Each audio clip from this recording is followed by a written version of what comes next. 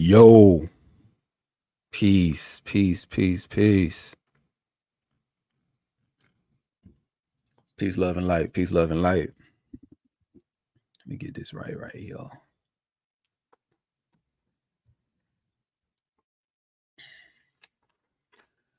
Peace, love, and light. How y'all doing? Let's see, Jacob. Peace, love, and light, brother. Nayam. Shalom, shalom. Kia. Peace, love, and light, sis. Prosperity. That's what I'm talking about. Tess. How you doing? Peace, love, and light. Shalom. I'm doing good. I'm doing good. I can't complain. I cannot complain. I'm doing good. I'm just ready to jump into this. I wouldn't say a presentation, but we gonna go into some stuff. I'm ready to go into it. You know what I'm saying? I'm not gonna hold back. I'm ready to go into it. I'm excited about this. It's just been on my spirit, you know what I'm saying? And plus, I haven't gone live in a little while, so I wanted to take this opportunity to, link in with y'all, see how y'all doing. We're gonna have a good evening. So y'all just, sit back and get ready for this, man, because we finna go into some stuff. I got a lot to unpack.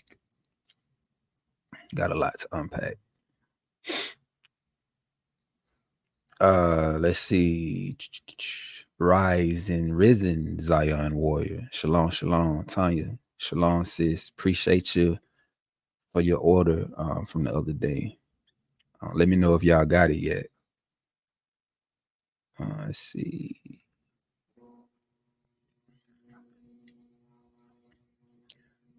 Yo. But y'all can hear me? Am I loud? Am I clear? Let me know. Give me some feedback.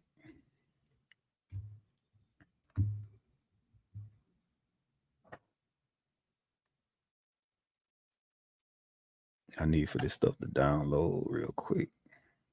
I don't know why it's taking so long to get to my email. Cool.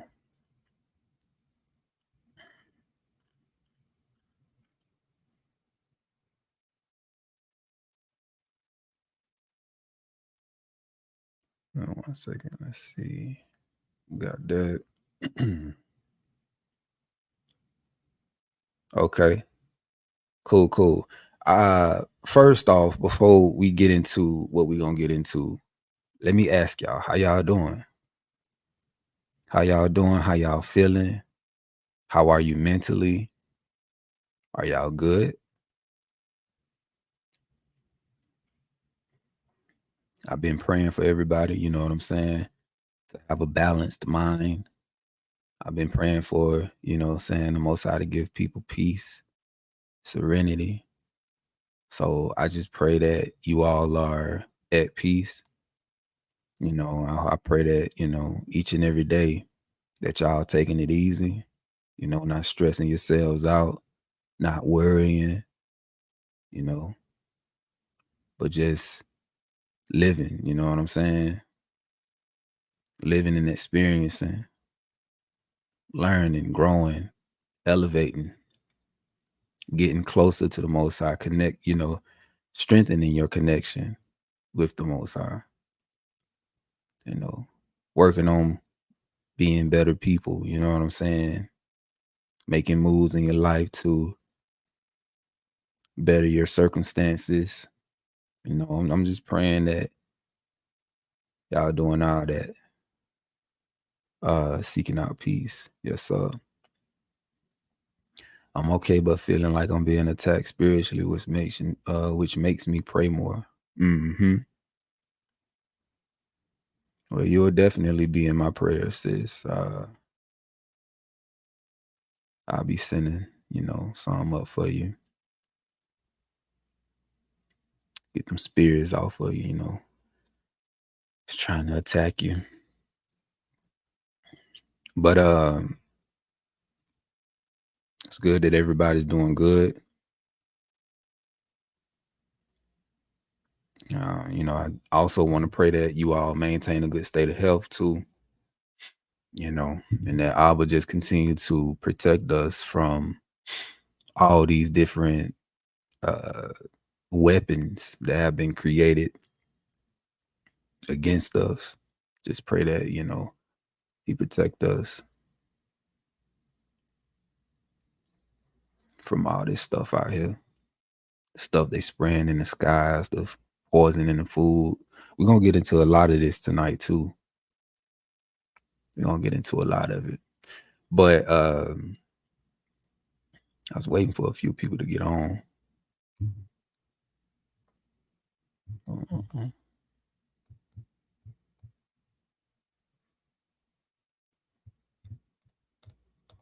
One second, let me see.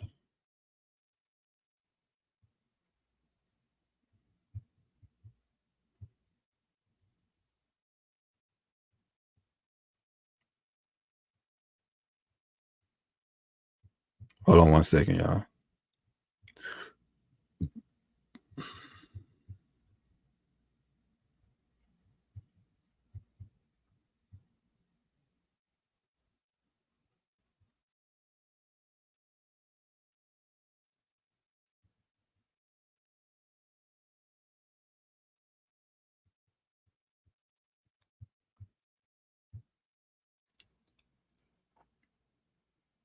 Okay. All right. So I'm gonna just go ahead and jump straight into it. And if people start coming in or whatever, then I'll just, you know, put them up on game. But tonight I want to talk about this new series on Netflix, and it's called Supercell. I don't know if you all have watched it. I don't know if you heard about it. Um, I know a lot of y'all don't watch TV, so this is going to be new to you. But for those of you who have watched it, this is going to be familiar. You're going to be familiar with it. But I want to go into it. I've been seeing other people go into it, decoding it and stuff like that. But just me personally, I watched it and I liked it, and just right off the bat, I was like, okay, I gotta go live and I gotta talk about this because we don't we don't get too many movies or TV shows that's showing you melanated people with supernatural abilities. You know what I'm saying? Supernatural powers. And when I saw it, I was like, okay, that's what's up. I'm glad, I'm glad they moving in this direction. Um, and they bringing this out, right? Because I don't know if y'all remember, and I'm gonna go into this in this video, but maybe like 5 years ago, 4 or 5 years ago, I did a video on YouTube where I was telling you all about the dreams and the visions I was having back in, I want to say 2016, 2017, where like in these dreams and these and in these visions that I was having, I saw myself and others who had supernatural abilities, right? Telekinesis. I said telekinesis, telekinesis, pyrokinesis, you know what I'm saying? Electrokinesis, just being able to move things with your mind, being able to control things with electricity, fire, basically dealing with all the elements, you know what I'm saying? So I seen this and I seen that we, all of us, we had these powers and they were activated. And it's crazy too, because in that video, I was explaining how in the dream they had us locked in these facilities, right? And something had happened, and then we broke out. We broke out, and then we started running. There were some of us who could run really fast. Some of us could jump really high. Some of us, like I said, we were able to move things with our minds, and we were being chased by those who held us captive, right? So it was weird that I had that dream, and maybe a year later a movie came out called The Darkest Minds, right? And I went into that in the video. I was showing y'all about what The Darkest Mind, what the movie was about. And it was really about like children who had powers or whatever. And they split them up in categories, because some were able to move fire, electricity, water, just different things, right? So boom, that movie came out. And then I showed another movie called Glass, right? And I actually want to go into that too in this video. But anywho, just knowing that I had that dream and those visions back then, and then shortly after going into all the records and seeing the same things, right? So I don't know. I got to the point where you can watch it on Netflix, but I got to the point where I started to believe that we have these supernatural abilities. They're just dormant. You understand what I'm saying? They're just shut off or whatever. And there's a reason for that, right? Because I'm the type of individual, I believe that we have powers. I believe that God, or what we know, right, to be God, this power, this energy is in all of us, right? The scriptures tell you all over the place that God is in you. God is in you. God is within you, right? The kingdom is within you. Christ is within you. All these things are inside of us. But over here in the West, we've been programmed, we've been conditioned to look outward. We've been conditioned and programmed to, externalize and materialize everything, looking at everything with a carnal mind and carnal eyes. We haven't been taught to look within and go within and internalize the things that we're reading. You understand what I'm saying? So yeah, people for years have had the Bible and they have read scriptures like, God is within you and you are the temple, so on and so forth.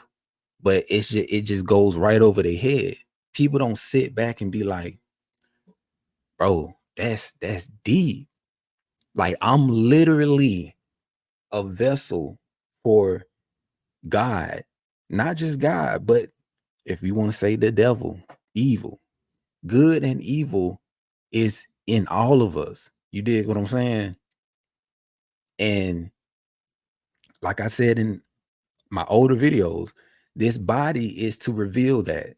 It's here to reveal that, right? If you're operating in your animalistic state or nature, then you're going to be a beast. That's going to be Satan or the devil. But if you're operating in your divine nature, your divine state, your higher self, then that's going to be God working through you, you know what I'm saying, and using you, right? And that's just how we got to look at it, you know? So with knowing that, once you become aware of that, it makes you conscientious, right, of what you're putting inside of your body, what you're eating, because we know food is frequency. The same way we say music and how low vibrational a lot of it is, the same thing with food. This GMO food, processed food, we don't understand what this stuff is doing to our bodies, not only our bodies, but what it's doing to our spirits, our souls. All of it is tethered. You dig what I'm saying? So it's like, based on the food that you're eating, is going to affect you in a certain way. It's either going to elevate you or it's going to be detrimental to you, and it's going to harm you and hurt you on all levels. So, like I said, we talk about this all the time about us being temples, and being vessels and being the God's building, but we still treat these bodies like trash. We don't care. We don't think about what we put in our bodies. We don't think about the things that we listen to, music, all that. We don't think about this, but we need to start thinking about this. All right. And we don't think about the stuff that we see. The eyes are the windows to the soul. The ears are the doors to the soul. Everything has an effect on us. Okay. So, anywho, I really want to just jump straight into this. Okay. I want to jump straight into it because I think it's interesting that they came out with this. And we all know that art imitates life. All right. They don't just come up with this stuff and it comes from a real place, real people, real issues, real things. So like the title say, in movies they'll tell the truth, but in reality they'll lie to you. They know you have powers, they know we have powers, but do we know that we have powers? And I honestly don't think that we believe in ourselves enough. We don't. Truth be told, we don't believe in ourselves. But we got to start believing in ourselves.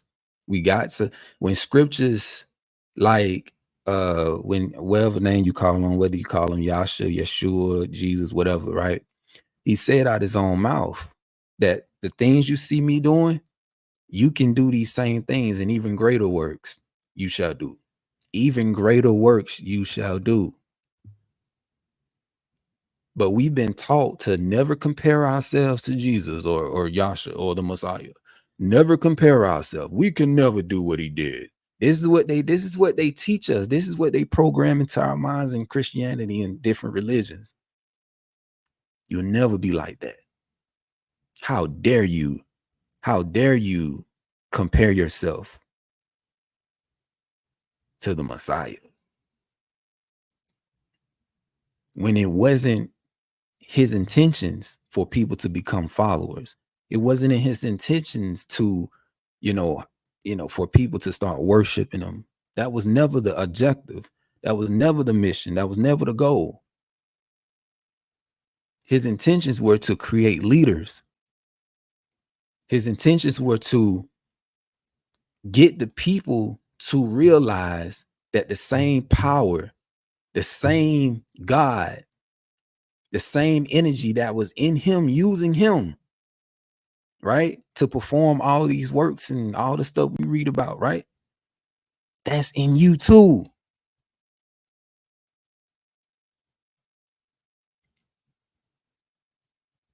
So you can do what I'm doing. You can walk on water. You can command the winds to be still. You can do all these things, but you have to become one with that which is within you, that power, that force, that energy, that God, the Father, which is inside of all of us.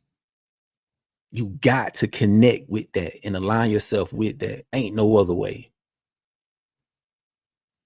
And when it comes to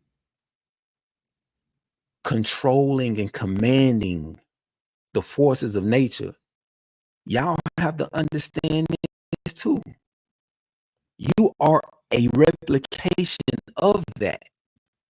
Everything you see in nature is you. You are made up of that.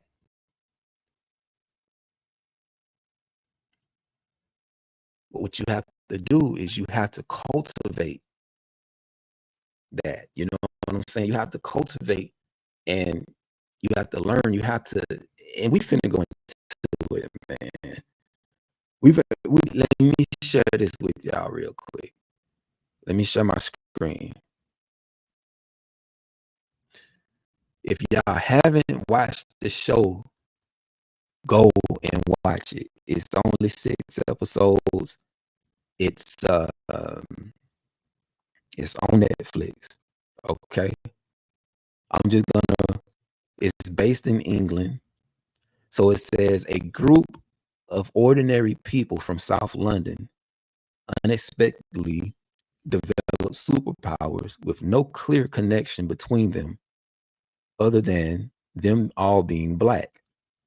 As they deal with the impact on their daily lives, one man has to bring them together to protect the one he loves, all while avoiding the powerful and nefarious agents that have noticed their special abilities. Okay. Now it's interesting because if you look at the name of the main character, which is the one that's on the cover, hold on one second. Let me stop sharing this and let me go to the PowerPoint that I have here. I'm telling you, this is about to get real interesting. We finna go deep into this jump. All right. So if y'all see my screen, hopefully y'all can see my screen. Okay. What's interesting is that it has biblical references. You dig what I'm saying? The main character, the leader, I guess you could say, his name is Michael. And it's interesting that his best friend name was Gabriel. And it was Michael's job to bring all the others together and, give them purpose. Okay. So let's get into the presentation or the slides. All right. So here you have Michael, and then you have Tazar, right? I forgot his name.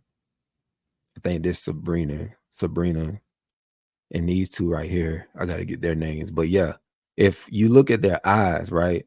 Whenever their eyes glow up like that, that's them getting ready to use their power.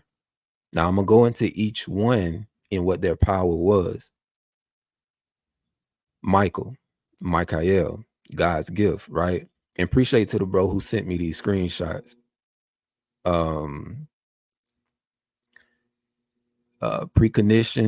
Precognition, time travel, teleportation, chronokinesis, right? That's all the stuff that he was able to do. He was able to slow down time. Okay. He was able to teleport. He was able to time travel. Okay. So they say here, I don't know who put this together, but they did a good job with, labeling and everything like that. So they said the ether principle, and these are based on the elements too. Like I said, the ether principle, the brain, he had to die to give all the other supers purpose, right? African symbols, oracles, best friend is Gabriel. And like I said, Tazar, they said electric rifle, invisible. Yeah, that was his power. His power was to go invisible. And he also was able to teleport too. On the fire principle, the eyes, his mother had to die for him to activate his powers. And it's interesting because out of all these people, in order for their powers to activate, it was always due to like an emotional response. You know what I'm saying? All right. So this guy, his name was Rodney. It says island in the Swift River, super speed. Yeah, that was his power. He was able to run super fast, right? And then whenever he ran, it looked like lightning or whatever. The tongue, the ears, biracial. and he represents the air principle. Fast talker, constantly eating, commerce, ears to the street, sound travels through air, sleep more than everyone. All right. Now, Andre, his superpower was strength. So he has that earth element. The earth principle knows, works, protects, and provides, constantly has to make something from nothing, right? Sabrina from the river, her power was telekinesis and flight, right? She was able to fly and move things with her mind. She represents the water principle. Touch, empathetically connects with others. And now this little girl here, which is in the movie, but you don't really see too much of her. Not in the movie, but series, you don't see too much of her because she's locked inside of the facility that they're holding all of the men. You know what I'm saying? The ones who got powers. But her power was to be a healer. So whenever she touched somebody, she healed them or whatever. You know what I'm saying? She represents the youth, the innumerable missing children in person globally, the one they fear the most, the power of the healer. Now, here you have this dude that's in a show called Crazy. Okay. I'm gonna give a spoiler alert. But in the beginning of the show, you see him and he's the head of a gang, right? Now, you don't find out about him having powers until I think the very last episode. So his power is basically he replicates, or like anybody who he's close to, all he had to do is like touch him or something, then he'll take on their powers, which made him the most powerful one. You know what I'm saying? But it says here only powerful if in proximity to others with power. He's the head gatekeeper, as there are many stargates and portals to bridge the gap to our enlightenment. There are gatekeepers to keep us from getting to our destinations. And I'm going to speak on this a little bit later too, because it's very important to know that while all of us are on this journey, all of us are, on this path of righteousness and enlightenment, and just trying to get to a place where we are more peaceful and in harmony with all things.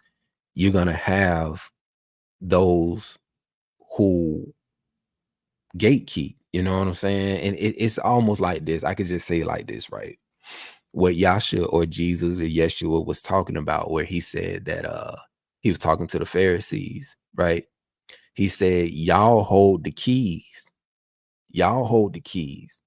And you don't even enter within yourself, and you're preventing everybody else from entering in, right? So to give an example, it's just like what I always say in my videos. When we talk about the metaphysical, all things beyond the physical, right? And how we must go within ourselves to purify ourselves, to rid of or face our demons and everything like that, to overcome, like doing all the work internally, right? You'll have preachers, elders, teachers who are, in charge of all these camps, these churches or whatever. They tell people like, hey, you need to stay away from meditation. You need to stay away from going within yourself. You ain't gonna do nothing but open yourself up to demons, da da da da da da da, right? So what they're doing is they're preventing people from truly going within, doing the work on themselves, right? They're holding the keys, they're gatekeeping. So this is where someone like myself come in and be like, no, forget all that. Yasha, because what y'all are gonna realize is that most of these churches are against Yasha's teachings, his true teachings. He told them what they need to do in order to, connect and align themselves with the Most High. He told them what they got to do. They got to go within themselves. right? They gotta go within themselves and purify themselves, make that which is inside clean, make it clean. And you can't do that through physical means, you know what I'm saying?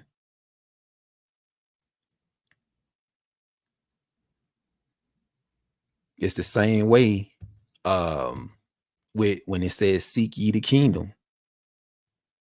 Okay. Okay, I'm supposed to seek the kingdom. Yeah, yeah, yeah. But where is the kingdom? A lot of people to this day, Hebrew Israelites, Christians, no matter the faith, a lot of people, I hear them all the time. I'm waiting on the kingdom. You hear a lot of Hebrew artists, yeah, we working for the kingdom. We doing work for the kingdom. But I'm just like, bro, sis, the kingdom is within you. Did it not say that in Luke 17? Where he said the kingdom shall not come by observation. Like you're not gonna be somewhere looking for a kingdom. A lot of y'all waiting on something. What you waiting for? What you waiting? You walk around each and every day with the kingdom inside of you and don't even realize it. It's crazy because like I said earlier, we read these scriptures where it's telling us all these things are inside of us, but it just go right over our heads.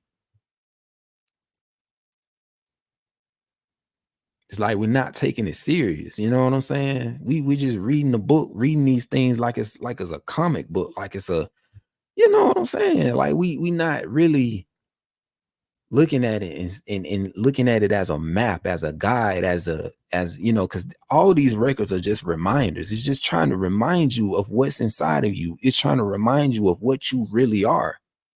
But the problem that I see with a lot of our people, not just our people, but people in general, the problem is that, and this is no disrespect to anybody, right? Because um, I know some people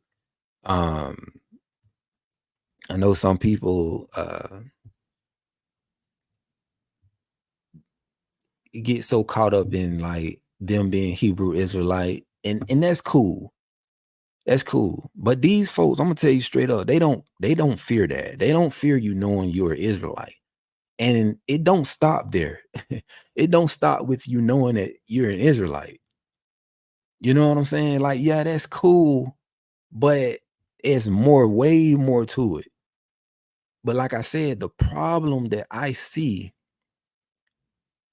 with people is that they get so wrapped up in identity. Listen to what I'm saying. People get so wrapped up in identity to the point that it takes them further away from their true nature. Let me repeat that. People get so caught up in identity, in this earthly identity, that it moves them further away from their true nature. I told y'all that we are multidimensional beings. We're not just this flesh. This is just an avatar, y'all. This is not who or what we are. They get so caught up on, oh, y'all gotta wear your fringes. Oh, y'all gotta wear your head wraps. Y'all gotta do this and that. None of that junk matter, man. That's fleshly. That ain't got nothing to do with nothing. That's the least of our problems. That ain't got nothing to do with nothing. And like I said, they don't fear that. They don't care nothing about that. I'm trying to tell you they don't care. That's not the part of you that they fear. The part of you that they fear is the divine side, that your divine nature. You understand what I'm saying? We truth be told, we are all gods and goddesses. Why do I say that? Because we were made in the image of the Most High. We are souls. We're eternal. You dig what I'm saying? We are all fractals of eternal consciousness, or not eternal, but I'll just say infinite consciousness. We're made in that image. And even if you bring it down to the lowest level, the fact that the Bible say that we're all God's children and that we were made in his image. And I always ask the question, what does that make us? You know what I'm saying? What does that make us? If we were made in the image, we know we eternal. What does that make us? Like I said, the problem is a lot of people, they get so caught up looking at, or, they get so caught up in identity. They get so caught up because they think that they are these bodies. They think that they are the flesh. But anywho, let's get back into it though.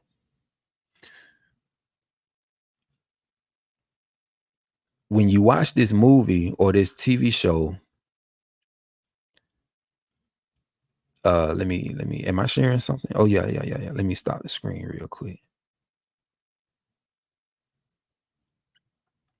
When you watching it, right? And like I told y'all, I did a video a while back. Hold on real quick. Let me find it. So yeah, they're not spiritual at all. They're like I say, I brought it out. They're operating in their animalistic nature. They're looking at everything carnally. They're seeing through that glass that the Bible talks about darkly. All right. Let me share this with y'all real quick. So this the video I did. I did this 5 years ago. That's crazy.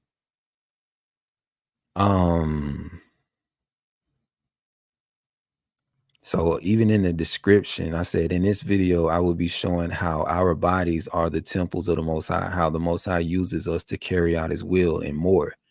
This is an introduction to a series of videos to come where I will be breaking down one of the Most High's greatest designs, the human body. Okay.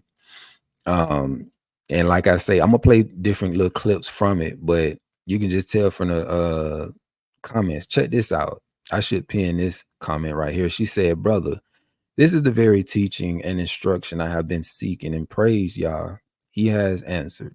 I am so tired of uneducated, low-natured Israelites spreading nonsense, conjecture, and out and out lies and foolishness. This message was uplifting and a refreshment to my very soul. This is truly that next level teaching so many of us remain lacking in. Thank you for sharing and imparting this wisdom.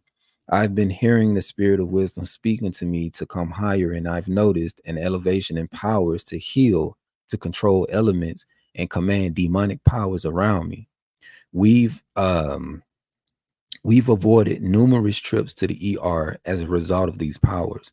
I even laid hands on the daughter of one of my Gentile neighbors recently, and they were amazed of the recovery and relief she saw immediately. This power the Father has given us is real. I've been under a conviction to move on up a little higher. And this video is precisely the confirmation I needed to press on and press in. Hallelujah. So you see what I'm saying? It's like me putting out this information and just basically exposing people to it. It's powerful, man. It is powerful.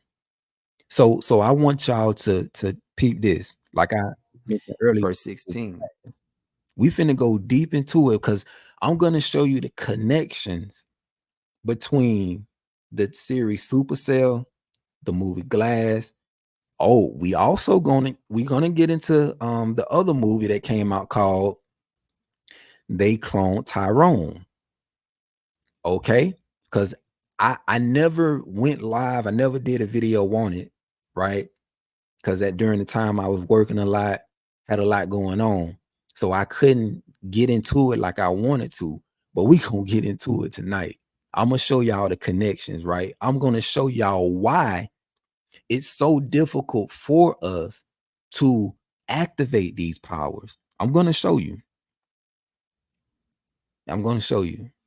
Just be patient with me and let's go through this. Now, Listen to this. The same way I found it interesting. Okay. You had two movies to come out prior to this movie. You had Unbreakable and then you had Split, right? So let's see here.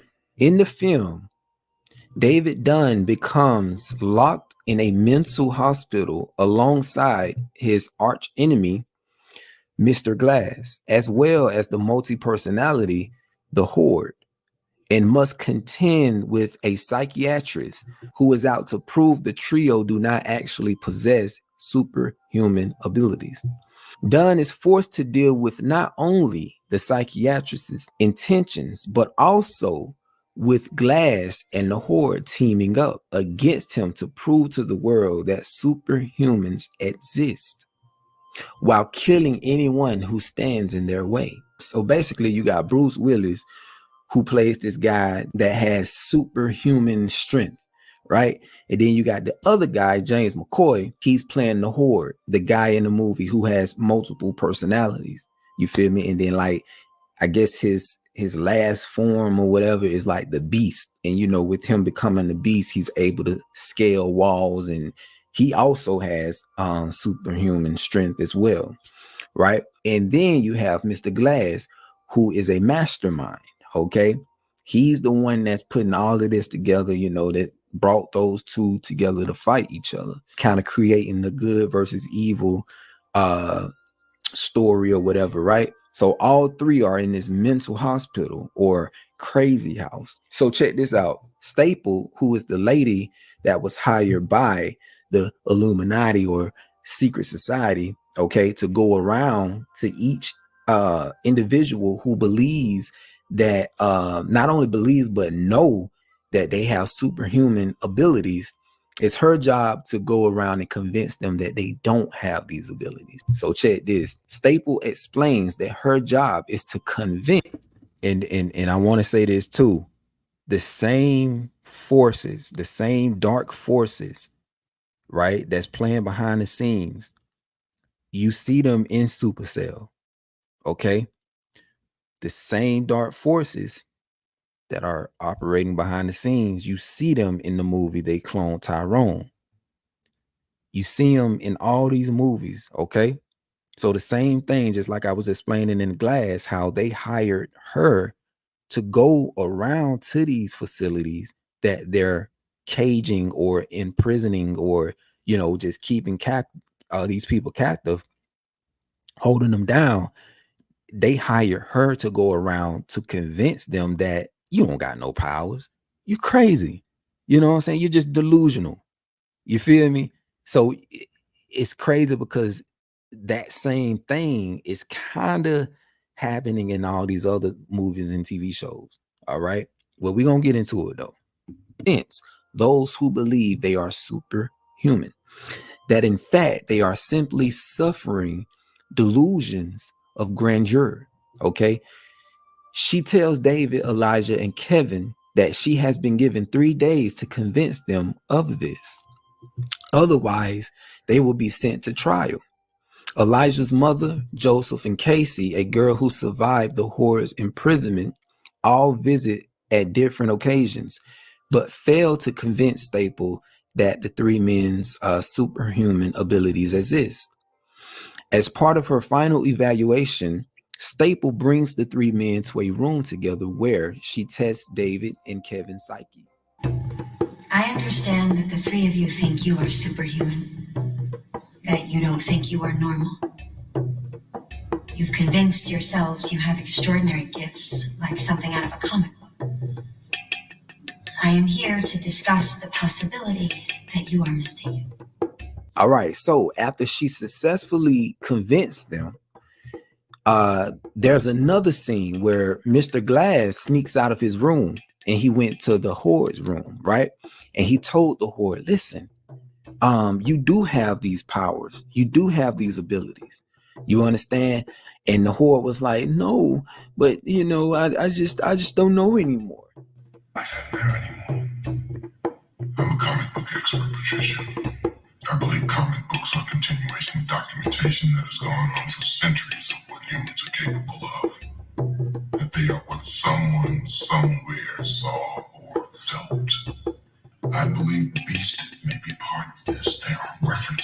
man slash animal characters, the dual character, the man who has abilities like animals. I'd like to meet the beast. So when I went to go watch this movie, I just found all of what was being said interesting, because when you read the Bible, when you read all the records like the Book of Jasher and all that, we're gonna go into all that too. But you read about how our forefathers were like stupid strong. They were able to do like superhuman things. You feel what I'm saying? And not even with the Bible, but just throughout history. I mean, you read all these different accounts of people, our people, doing these like superhuman things. Listen, these people know who we are. And I'm not talking just Hebrew Israelite. I'm talking beyond that. They know who we are. They know what's in us. They know what we're capable of. They got it wrong in the comics. They talk about secret evil groups trying to stop the heroes.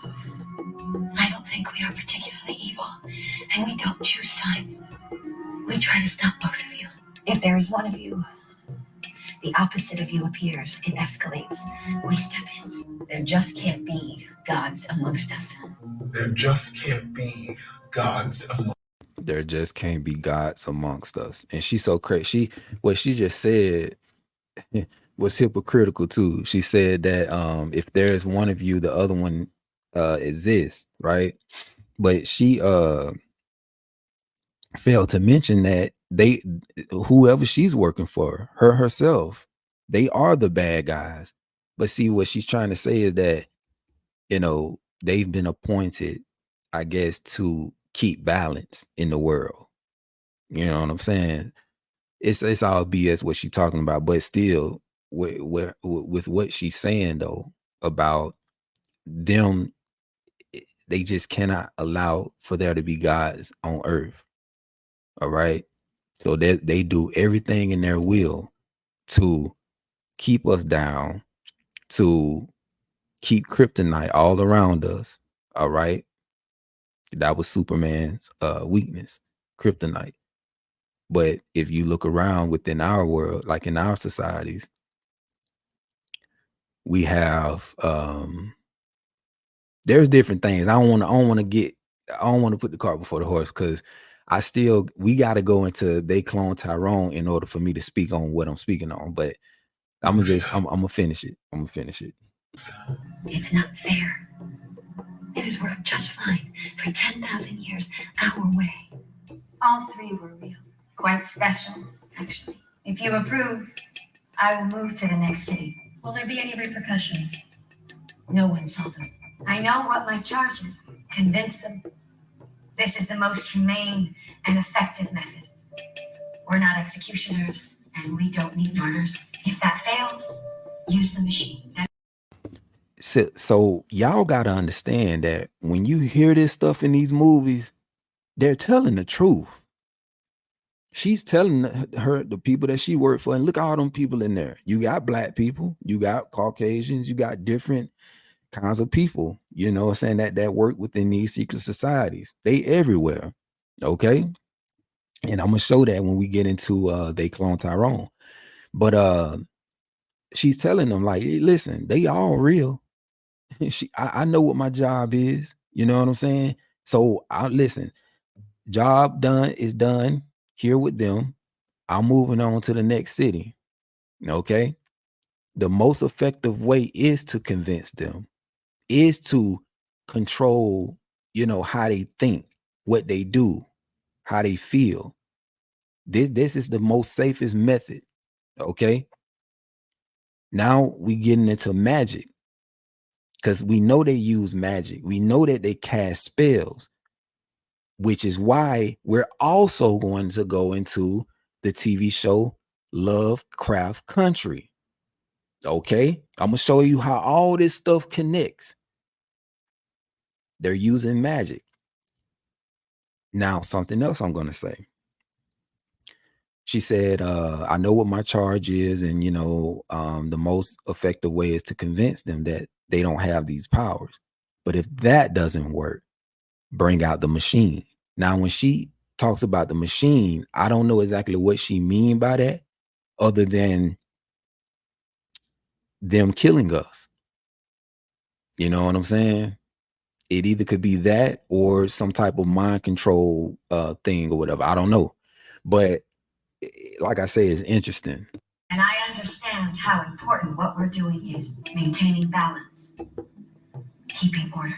Maintaining balance, keeping order.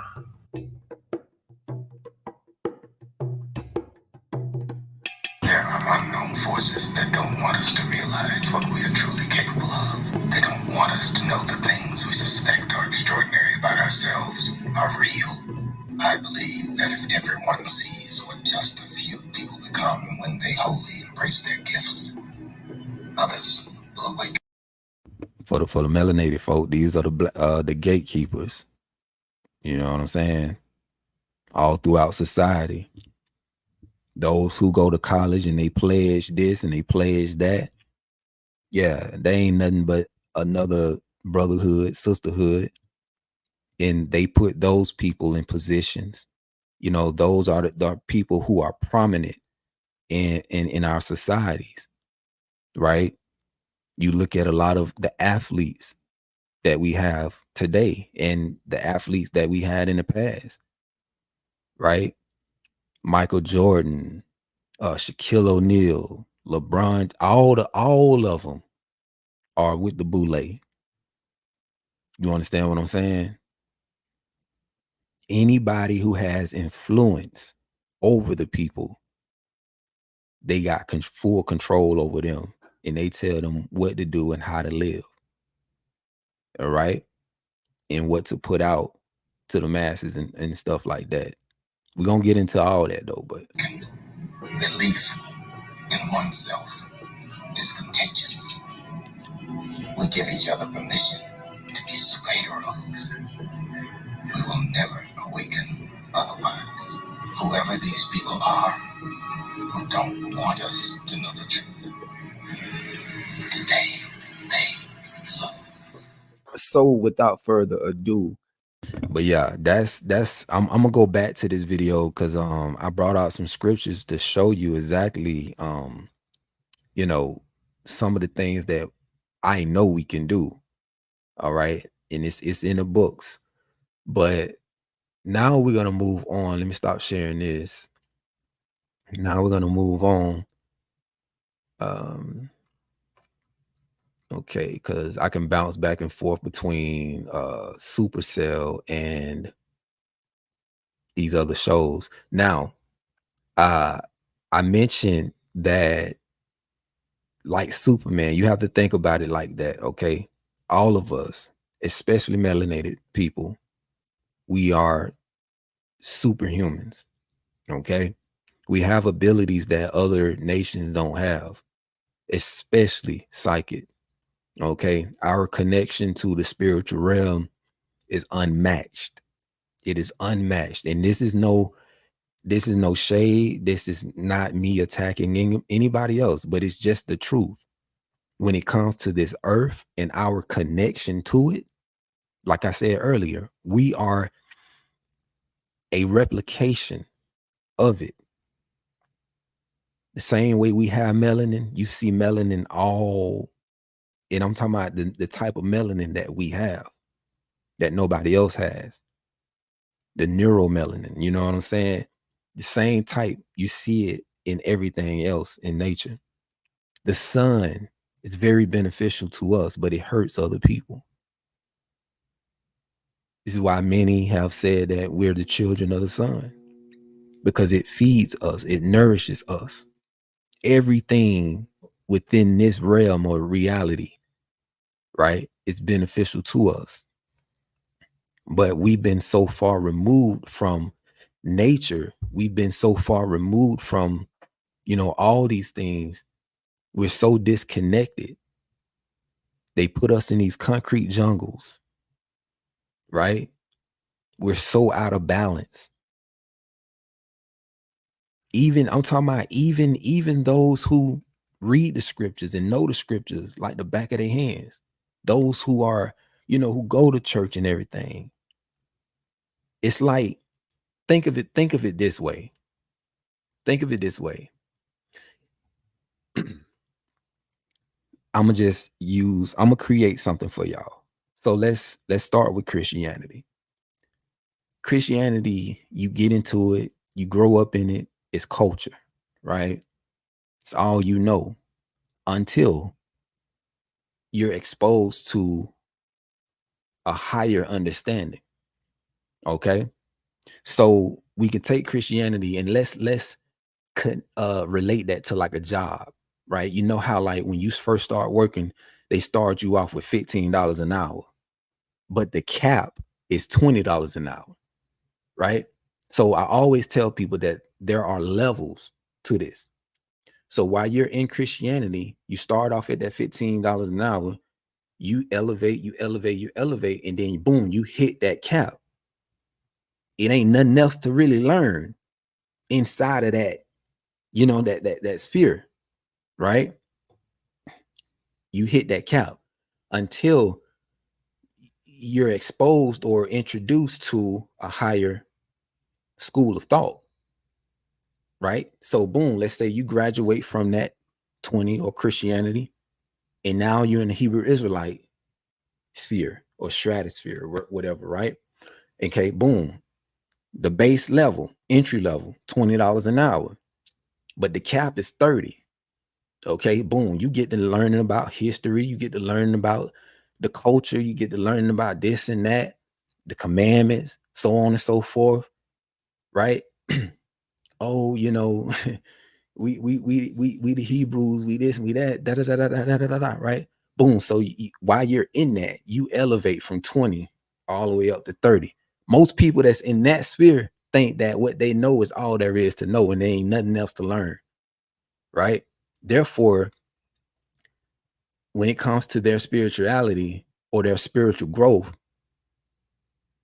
it's capped. You know what I'm saying? It's stunted.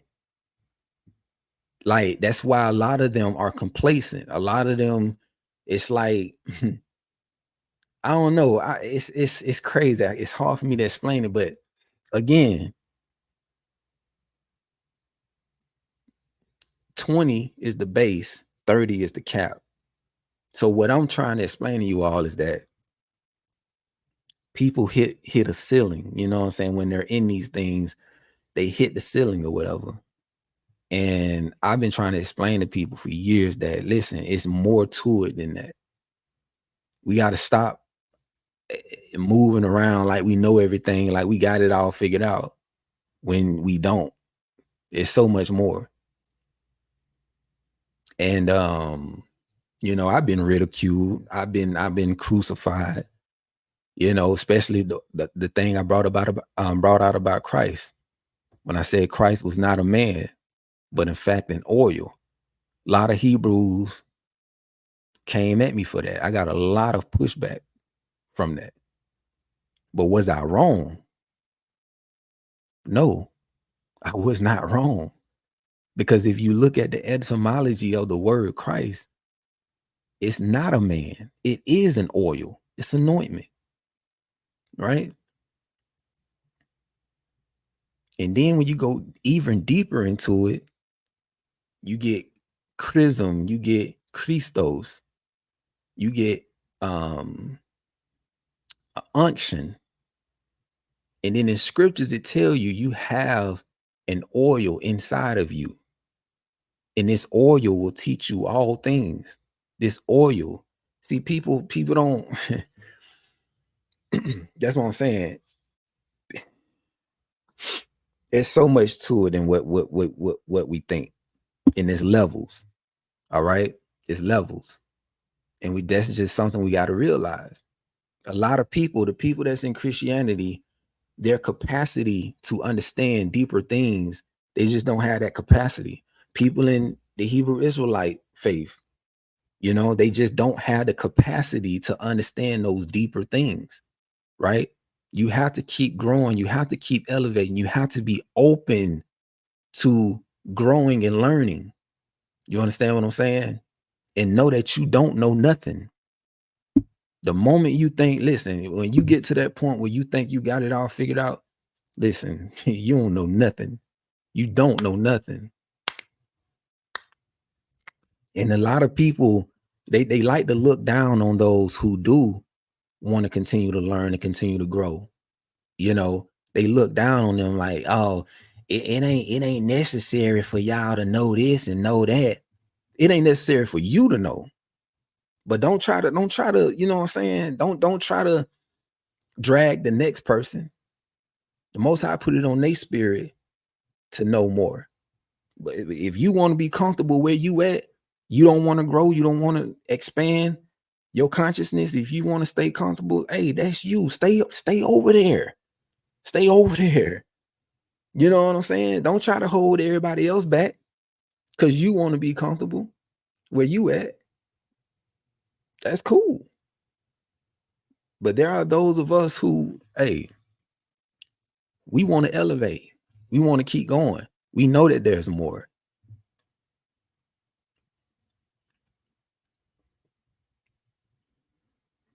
Don't cap me, cap you for real. Hey, I'm trying to stunt my growth.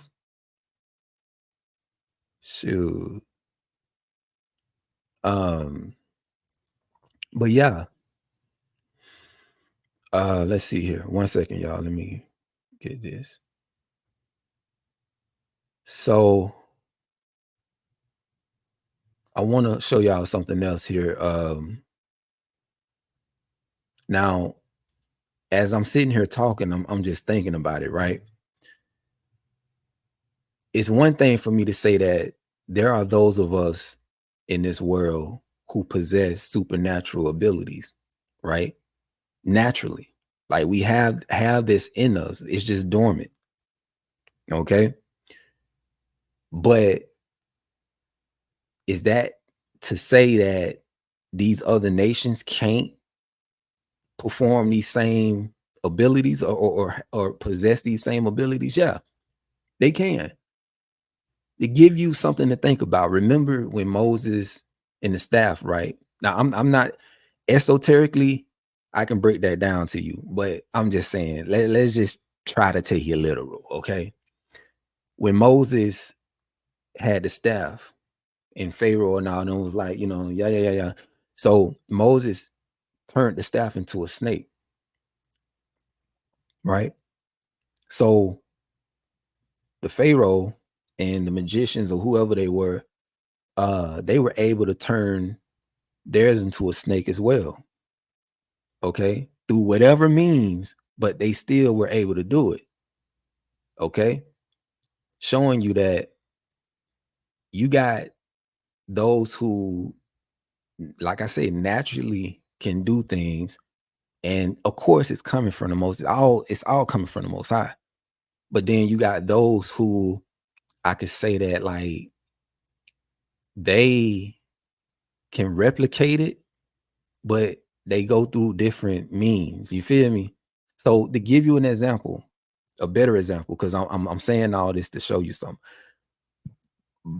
Remember the movie Lucy? Y'all remember the movie Lucy?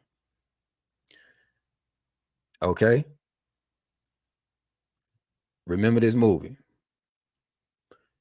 Now let's read the story. You're gonna see what I'm talking about. It was supposed to be a simple job.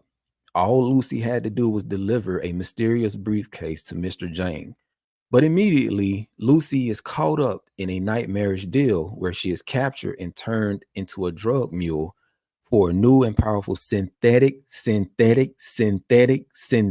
one more time, synthetic drug. When the bag is she is carrying inside of her stomach leaks, Lucy's body undergoes unimaginable changes that begins to unlock her mind's full potential. With her newfound powers, Lucy turns into a merciless warrior intent on getting back at her captors. She receives invaluable help from Professor Norman, the leading authority on the human mind, and French police captain Pierre Del Rio. Okay, so what am I saying? What I'm saying is that, yes, they can do all these same things, but they have to do it through synthetics. They have to take pills. They have to take drugs. You understand what I'm saying? Like, Even with DMT, dimethyltryptamine, that is a psychedelic that naturally produces inside of us, that we naturally have that. We don't have to take drugs. You dig what I'm saying? But for them, they have to shoot up, they have to do this, they have to do that in order for them to, access the spiritual realms that we naturally have access to.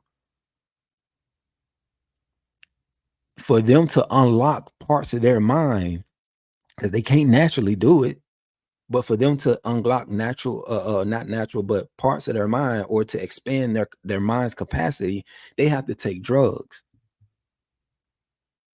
Right? This is why I encourage all of y'all got to learn more about yourselves, and to know that the same things that they're taking in order for them to, achieve certain things, it naturally produces in you. You got psychedelics inside of you, the same chemical and the same things that are in what they call ayahuasca, right? That's the drug, the tea that they take in order for them to just open themselves up spiritually. The same thing that's in that is inside of DMT, that's inside of you. I can get into all of that. I can show you all of that. I can show the science behind all that. But see, they don't teach all this stuff. They're not going to teach you this stuff. They're not going to tell you about it. It doesn't benefit them to. Now, let's keep going, because that's the movie Lucy. There are other movies. I got them. Right? Let's look at this movie right here. Remember this one? Limitless. Check this storyline. An action thriller about a writer who takes an experimental drug that allows him to use 100% of his mind. As one man evolves into the perfect version of himself, forces more corrupt than him, or than he can imagine, mark him for an assassin. I'm messing all this up. Forces more corrupt than he can imagine mark him for assassination. Out of work writer Eddie Mora's rejection by girlfriend Lindy confirms his belief that he has zero future. That all vanishes the day an old friend introduces Eddie to NZT, a designer pharmaceutical that makes him laser focused and more confident than any man alive. Now, on an NZT fueled odyssey, everything Eddie's read, heard, or seen is instantly organized and available to him. As the former nobody rises to the top of the financial world, he draws the attention of business mogul Carl Van Loon, who sees this enhanced version of Eddie as the tool to make billions. You see what I'm saying? So they always find a way. Anytime they come across any type of technology, anything, they're gonna find a way to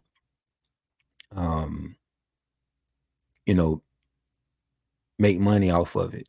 Or if it ain't about money, they're gonna find a way to weaponize it. Okay. But all of this, what I'm saying is basically them knowing what's inside of us. Y'all gotta understand what they do.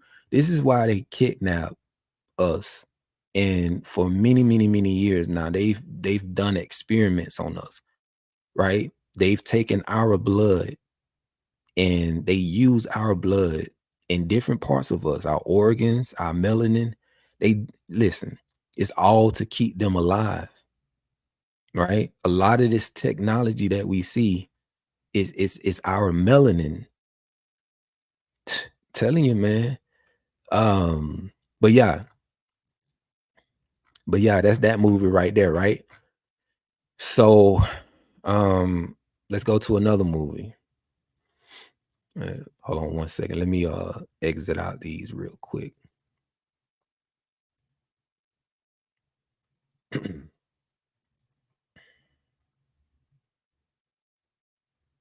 One second.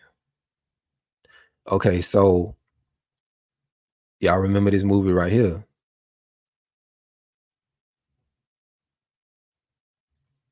Came out in 2020. Project Power. Okay. Let's read what it was about.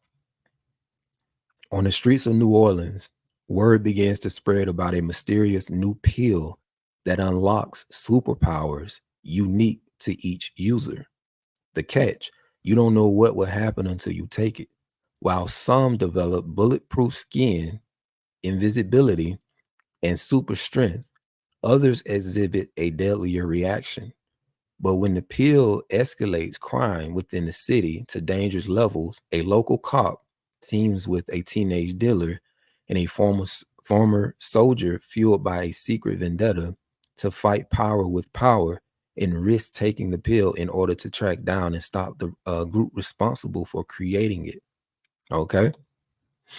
So again, like I say, they got all these movies out here that show these synthetic drugs and what they do to the individual once they take them. Um, hold on one second. Where we at with it?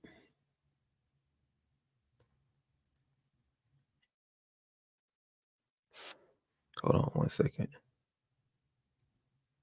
Now,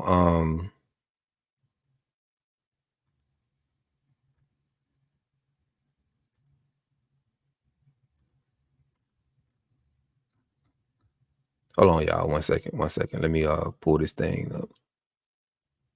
Yeah, Henrietta Lacks. Yeah, yeah. See, they know, and see that's crazy because in the TV show Supercell, basically all those who had powers, their parents had sickle cell, right? So the reason why they had powers is it was because of that. Somebody in their family had sickle cell and it was in their DNA and it mutated or something like that. Like I didn't get into the intricacy part of it, but it was something like that. And they explained it too. I got clips of them explaining different things. Let me see something real quick. Hold on one second. Let me see if cannot send mail. Dang. Hold on one second, y'all. I'm gonna have to play it through my phone. But you see what I'm saying though? Sickle cell. Only black people can get sickle cell, right? But just like what you just said, sis, with Henrietta Lacks, you said she was an African American woman whose cancer cells are the source of the HeLa cell line, the first immortalized human cell line in medical research. Mm.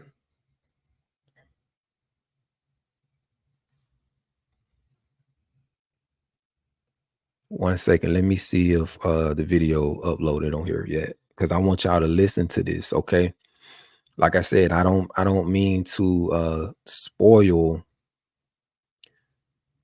the TV show, but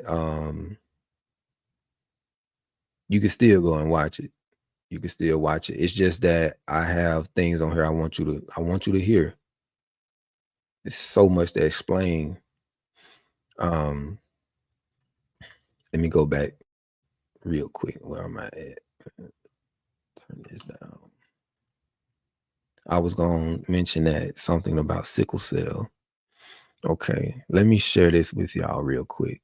Just bear with me. Let me pull it up.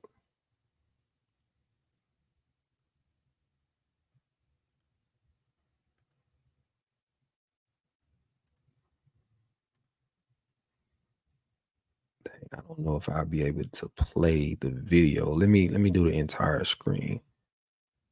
Also share system audio. Okay. This is what I'm gonna do. I'm gonna pull it up. Can y'all see that? Let me know if y'all can see that. This is from, hold on one second, it went off. Hold on. Okay, here we go. Here we go. Let me know if y'all can see this.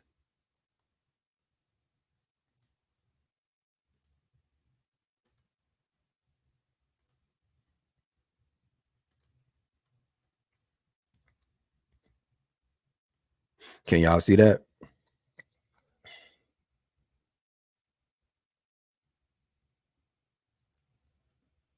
Okay, okay. Now look at this now. And I really don't want to play it because I know they're gonna hit me with a copyright strike, and they also may shut down the live if I show this. So I'm going to play the audio. Okay. Hold on one second. Let me do this. Let me do this. I want to make sure I do it right. Okay, make sure my audio is on. Okay. So let's see.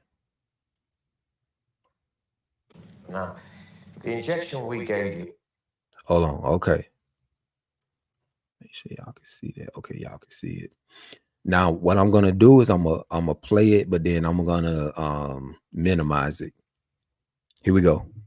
Listen carefully to what, and remember from the movie Glass, how you had a secret society, or those who, you know, were behind the scenes controlling everything. This is who that is in this movie. Okay, now listen to what he says.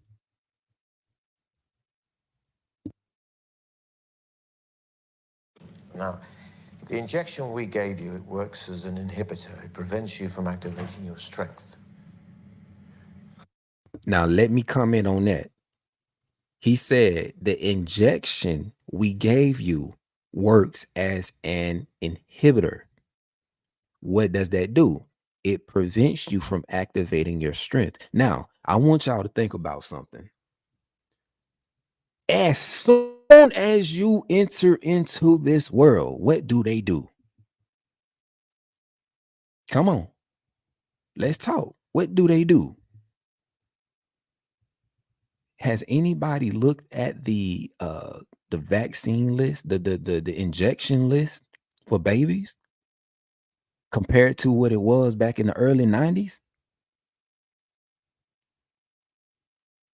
I want y'all to think about this. There's a reason for everything why they want to start sticking you as soon as you come out the womb. And also think about this. When you come out of the womb, right? They want to give you all kind of shots. They want to put metals inside of your body. You ever notice with children, see all this what they call ADHD, what they call what's the other one where you learn slow? What's the word I'm looking for, y'all? Well, most children have it. Dang, what's the word? Autistic. There you go. Thank you, sis. All of that comes from those shots. Because if you look at it, and this is why I miss that brother, Dr. Leela Africa. I remember years ago when he was doing a lecture, and he said that if you look at melanated babies compared to every other race, and again, this is no attack on other races or nations, but if you look at the growth rate, if you look at the cognitive, the development of cognitive, their cognitive ability, right? Their ability to learn and process and everything like that. If you look at melanated babies, brown babies, or so-called black babies compared to everybody else, we learn faster. We do everything faster. We're stronger. Okay? This is why they want to, shoot you up, shoot your children up. I'm going to tell y'all something. This is not me bragging or anything. My children are not, they never got none of that. And I'm able to see it When I tell y'all, my son, my oldest son, the boy mind is so sharp when it comes to memorization. Like the way he explains stuff that he witnessed 4 years ago, 5 years ago. I'm talking about the way he can paint pictures and stuff like that. It's just unbelievable. Me and my wife talk about it all the time. Like, we be blown away at how good his memory is. We be so blown away by him and his brother, you know what I'm saying? The way they interact, the way they pick up on things, the way it's like, you can tell a difference, man. You can tell a difference. This is why, as parents, we gotta step up. We gotta, you know what I'm saying? We gotta learn. We gotta educate ourselves. We got to stay away from these hospitals. You understand what I'm saying?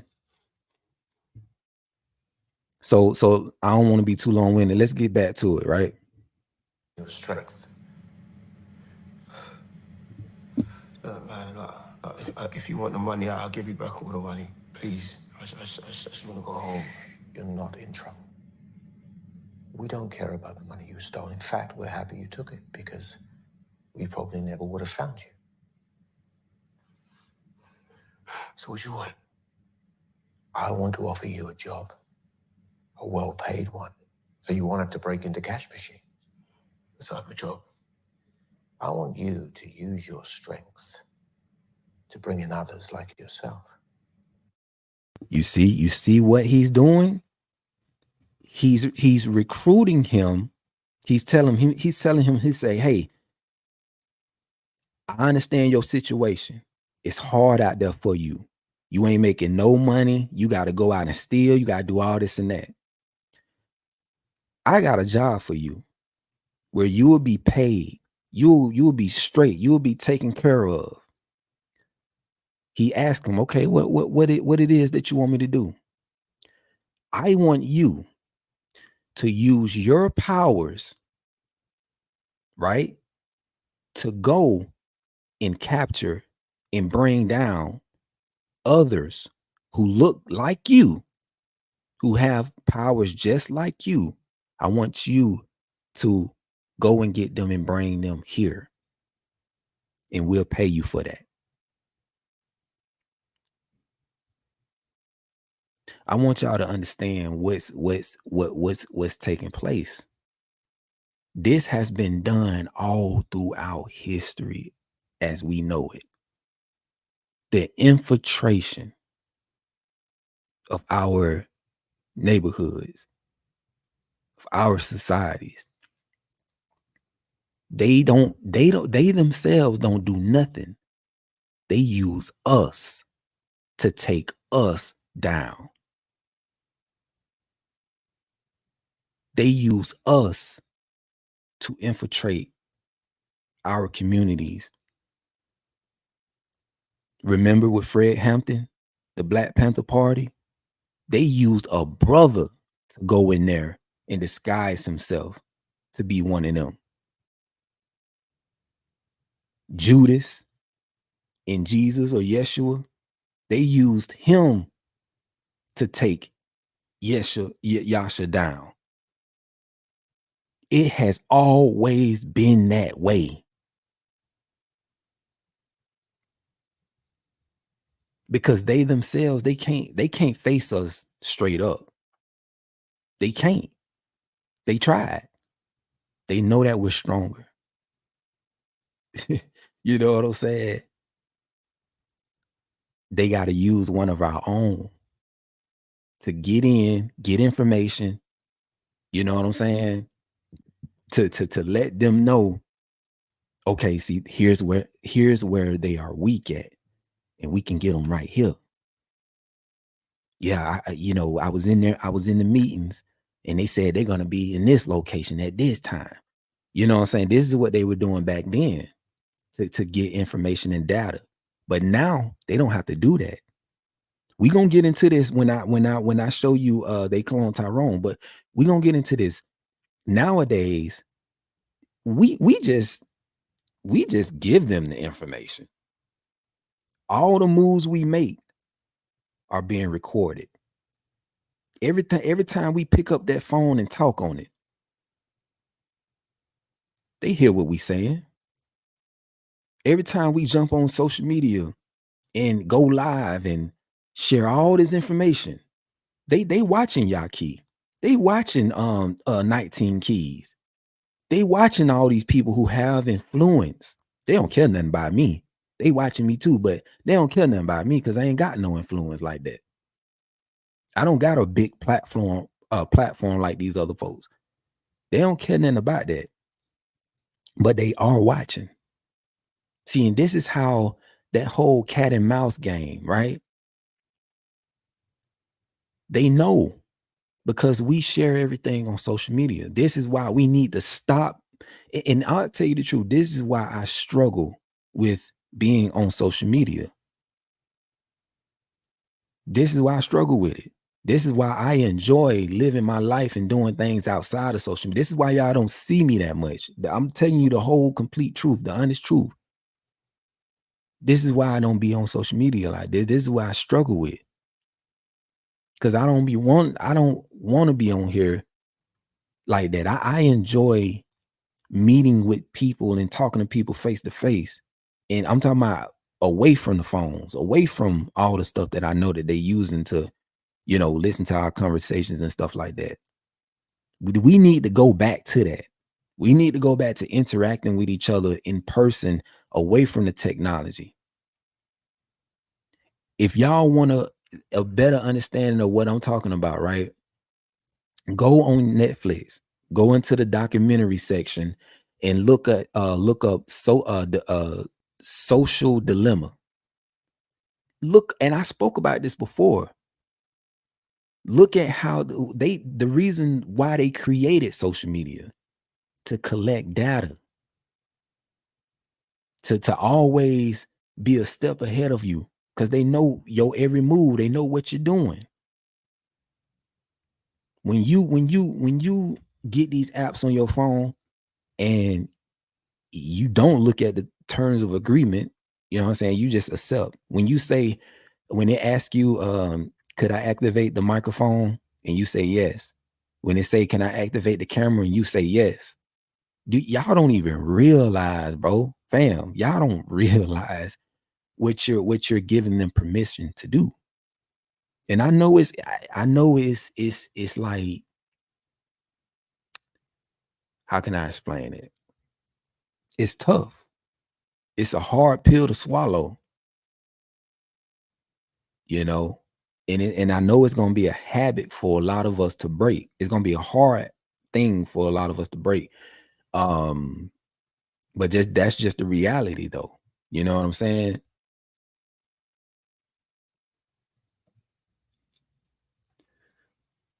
So going back to this right here, okay? You'll be on a regular salary, and on top of that, you get a bonus for everyone you bring in alive. How much for them dead? Because your people tried to kill me. A human with supercell is not as easy to kill as a regular human. Supercell. So that's what this is. So why do I have it? Hold on. Let's go back. What did he say? He said a human with supercell is not as easy to kill as a regular human. Now, I want y'all to think about something. I ain't got time to sit up here and go through all the movies and show you all the different clips. But remember in the movie Avatar, I'm talking about the original Avatar, the very first one, not the cartoon with Aang. I'm talking about the Avatar with the blue people, the tall blue people, which were us. Check this out. Remember in that movie when the colonel or the general or whatever he was the leader of the military or whatever. He told old boy before he got into that machine and transferred his consciousness into the body of the people, again going back to infiltration, and how they use somebody that looked just like them to infiltrate. So he told him, he was briefing him. He said, listen, I need to tell you about these people now. They hard to kill. He said that. He said they are hard to kill. When you look at us, you've seen videos. It's unfortunate, but you've seen videos of how they can use their tasers. They can use all this stuff. That stuff don't affect us. It takes whenever they pull us over, or whenever, they pull up somewhere and they have to come deep. 5-10 cars deep. Listen, we are very nice people. That's just our nature. We are very loving people, caring people, compassionate people.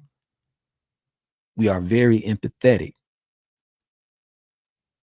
That's truly how we are. But when you make us mad, when you piss us off, when you hurt somebody that we love, we become very chaotic, very dangerous. Just imagine, man, listen, y'all, just imagine if our people collectively got to a point where they can put the differences aside, ego, pride aside, right? Start loving each other and really working on ourselves. I'm talking about for real. I ain't talking about none of this pseudo healing and this pseudo, all this fake stuff that you see on social media. I'm talking about people really truly working on themselves, overcoming their demons, working through all of their trauma. Just imagine, man. I'm the thing is, a part of me, I'm very optimistic. I believe in us. I believe that we have what it takes to get to where we need to get, or go where we need to go, and be what we need to be. But at the same time, I'm a realist. I know that it's damn near impossible. like in the state that we in now. I know that it's so hard, you know what I'm saying? Because of all the barriers, all of the things that they done put in place to keep us down. I know listen, it took me years to get to where I'm at now, mentally. Right? And truthfully, I didn't have a lot that I struggled with. I struggled with women, lust, porn, what else? Being prideful and arrogant and everything like that. I struggle with all that, right? I ain't struggle with drugs and or alcohol or anything like that, right? So for me, it really, I ain't gonna say it took a whole lot. You know what I'm saying? I did a lot of work on myself. I put myself through hell, right? And I made it out on the other side. But for others, it may not look the same way. It may not be the same way. Some people, have dealt with drugs. Some people have dealt with alcoholism. Some people have dealt with, just different things, being abused and molested and all that type stuff, right? So it may be harder for them. It may take them longer to, get to a point to where they fully overcome and just gain dominion over themselves and just get back into that balanced state. You know what I'm saying?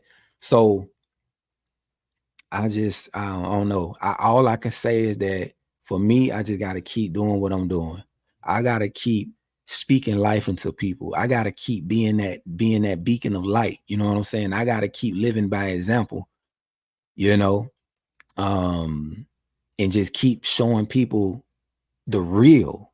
Like I say, like bro said, Joshua, he said, unfortunately, healing and enlightenment is becoming a fad. Yeah, it's becoming so watered down. Like it's becoming a trend. Like, yeah, it's cool, it sound good, it sound good and everything, when people get to talking about it, but these people, they really not like that for real. They really not like that for real.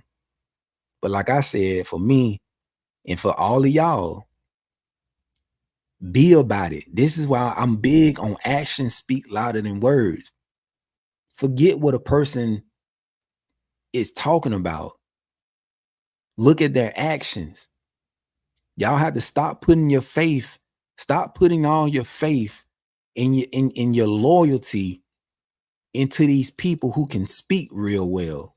These people who can get on the computer and, you know what I'm saying? They can really convince you. Stop doing all that, man. Get with the people, the underdogs, the people that's underrated.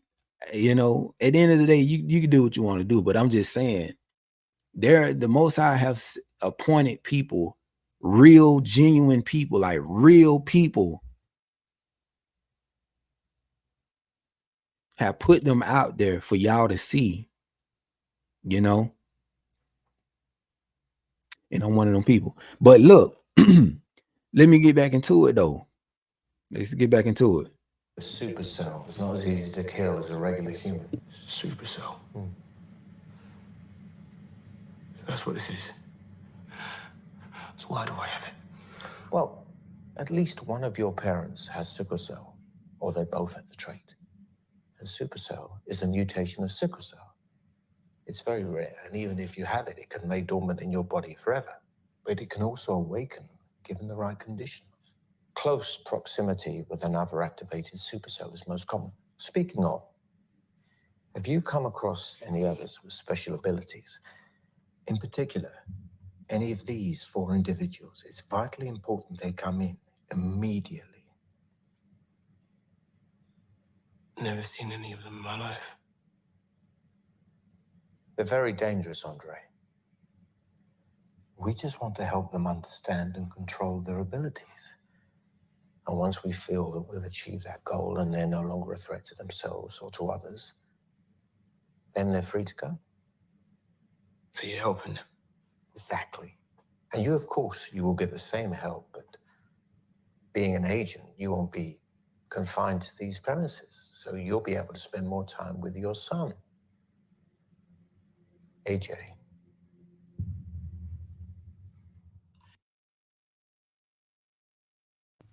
All right, you see that?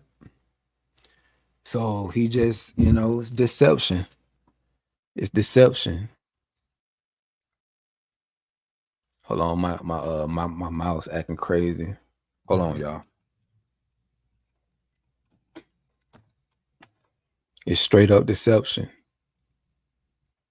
We can't let them sucker us into, selling our souls and selling our people out. This is what's been happening all throughout history. What Martin Luther King said in one of his last speeches. He done led his people into a burning house.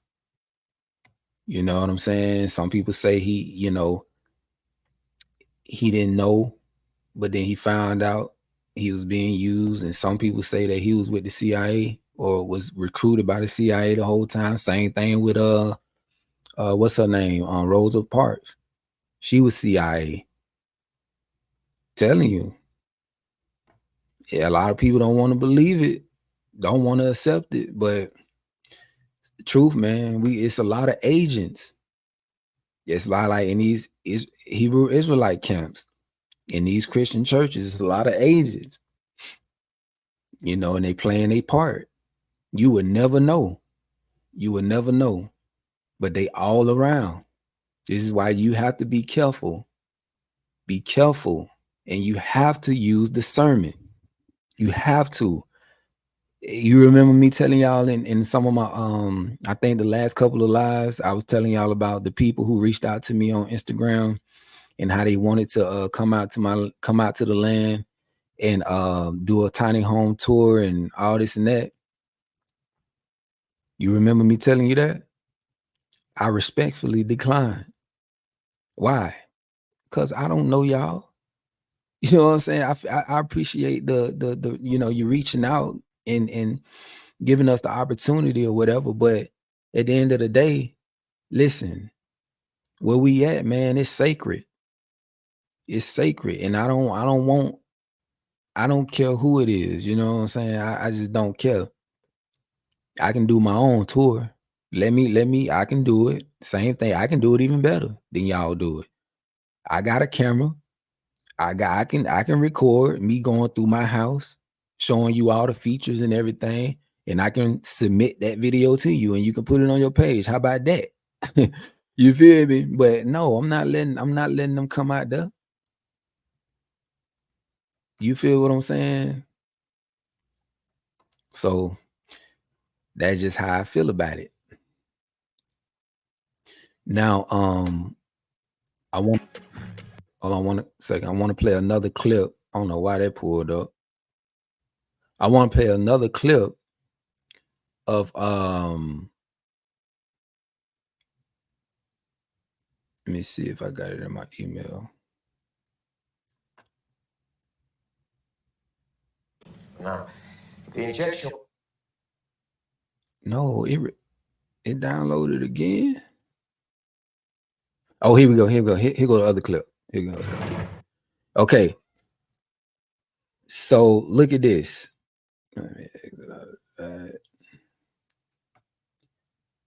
See if y'all can see this. Look at this. So the dude is walking inside of the underground because this is underground.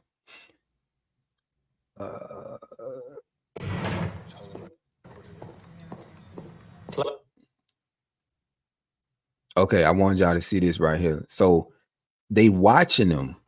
They got cameras set up all over the cities.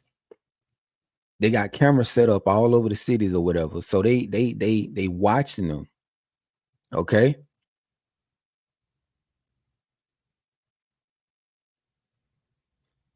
Hold on. Let me. My computer acting. My thing acting crazy. Hold on. She did. We've sent her image off for facial recognition. We're awaiting the results to build a profile. So yesterday's operation was a failure? Our job. I know what your job is. I hired you. Don't stop that video again unless I tell you.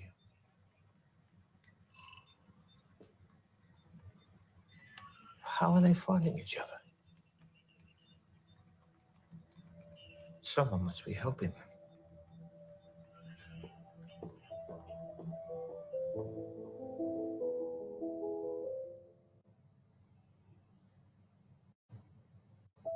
Video again. This joint acting crazy. Okay, so remember me showing y'all the girl, the young girl. She is supposed to be a healer. This is her inside of the facility, right? They got her locked into this room or whatever. Like I say, she has the power to touch people and literally like heal them. Okay. So that's that. Now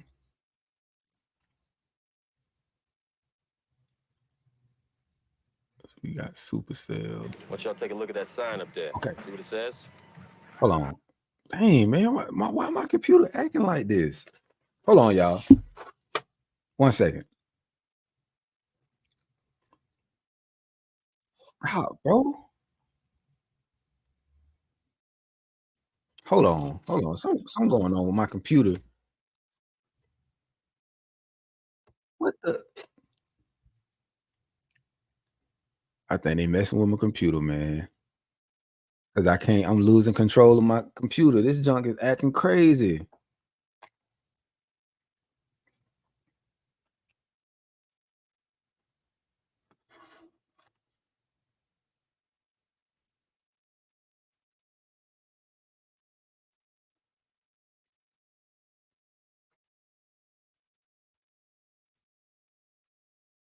Bro, what is going on? Hold on.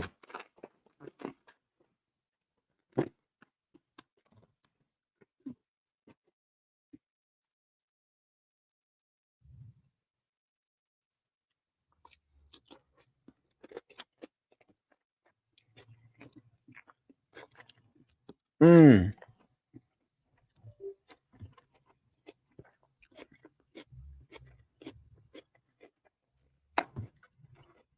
Well, they messing with my computer.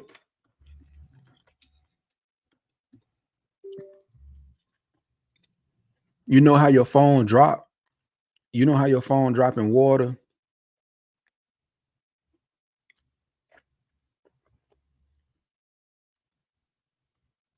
You know how your phone drop in water and then it just start doing stuff? I promise you that's what's happening to my computer right now. It was acting good. Oh yeah, I'm gonna eat. It was acting all good, but then next thing you know, it just starts spazzing out. I tell you, I'm trying to tell y'all now. Trying to tell you. Okay. Is it cool now? Hold on. Let me see. Nope, it's still doing it.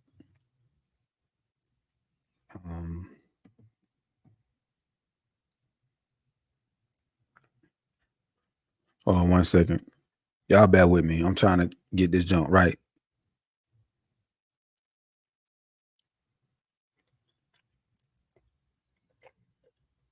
I appreciate it. I went to the store the other day and somebody was like, "Man, I love your shirt. My mom has all of the Star Wars Legos and everything." Okay. All right. So I think it's cool. Let me put it back up here. Now I want to get into some of the reasons why they don't basically, we talk about us having supernatural abilities, right? All right. I want to get into why we can't really activate them or why it's hard for us to activate them. Okay.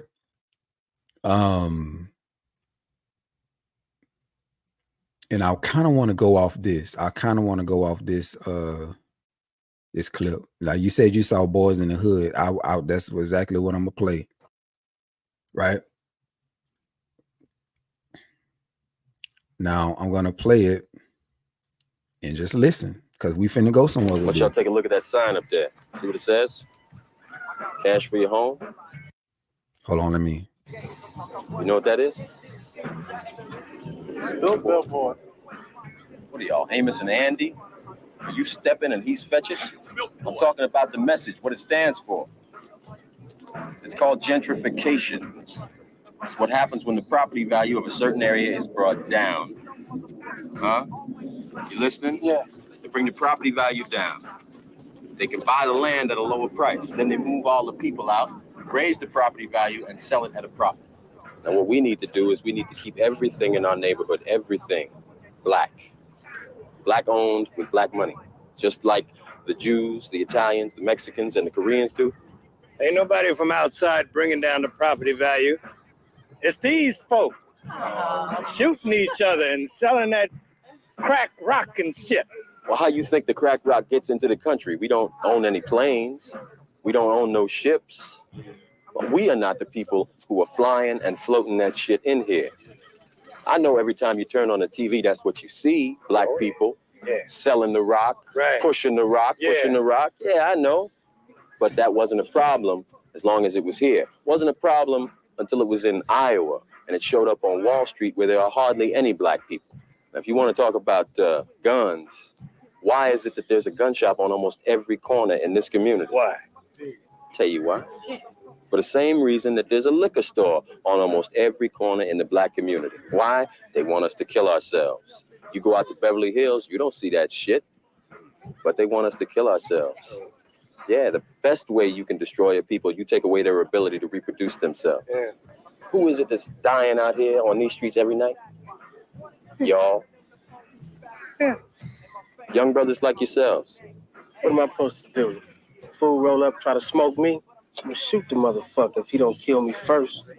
You're doing exactly what they want you to do. You have to think, young brother, about your future. Huh? Now it was a reason why I didn't want to show the video, because like I said, a lot of times when you show the video, they're gonna either shut your live down or they're gonna hit you with a copyright strike. So I ain't trying to do all that, because I really want y'all to stay, you know, stay in it or whatever. So I'm playing the video, but I'm not showing it. I just want you to hear the audio, hear what's being said. So in that clip, I wanted to go off that. All right. Now, what we're gonna do is we're gonna move into the movie They Clone Tyrone. A real good movie, man.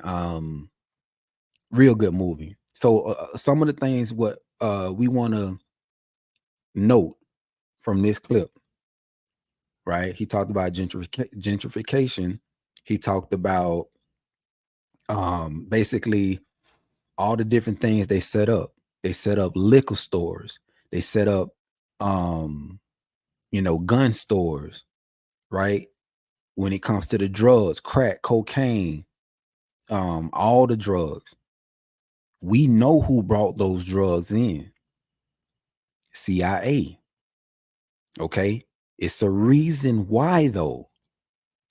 Man, listen, and this is the part of the live where it's about to get good, because going into They Clone Tyrone, oh my goodness, you're gonna see. You're gonna see. We talking cloning, we talking mind control, we're talking about them creating prominent figures, right? To set up inside of these communities. Man, listen, They Clone Tyrone showed a lot. They showed exactly what they do. Let's go into it. Let's go into it. And I if y'all have never seen the movie, go watch it. Go watch it.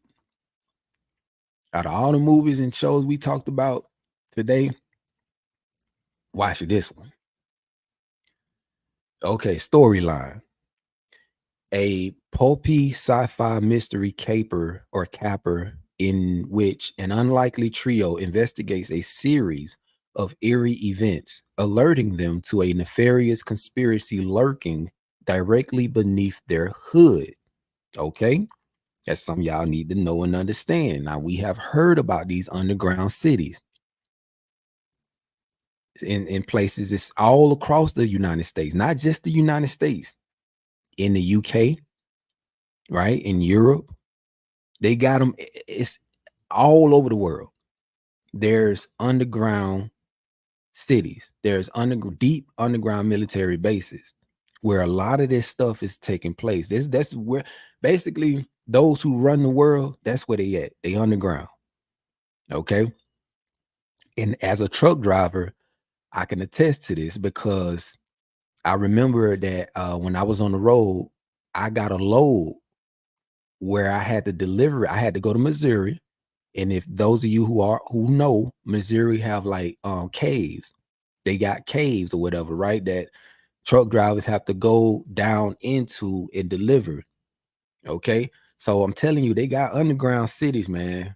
They got underground cities. A lot of people don't know about, but it's for real. So anyway, Fontaine, a neighborhood drug dealer, is shot dead by rival Isaac, and then is very shocked to wake up in his bed the next morning unharmed. He and Slick Charles and Yo-Yo begin looking into the incident, and their search eventually leads them to a vast underground complex where a government-backed lab is performing experiments on the local Black population. Realizing that he is an artificial clone controlled by Nixon, right? Fontaine initially feels despair, but decides he needs to stand up to these white institutional overlords for the sake of his neighborhood.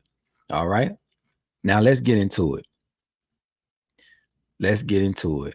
Because what I did with this movie, I stayed up to about 3 or 4 last night, you know, basically rewatching the movie and then taking screenshots throughout the movie. So let's go into PowerPoint and let's jump into this, okay?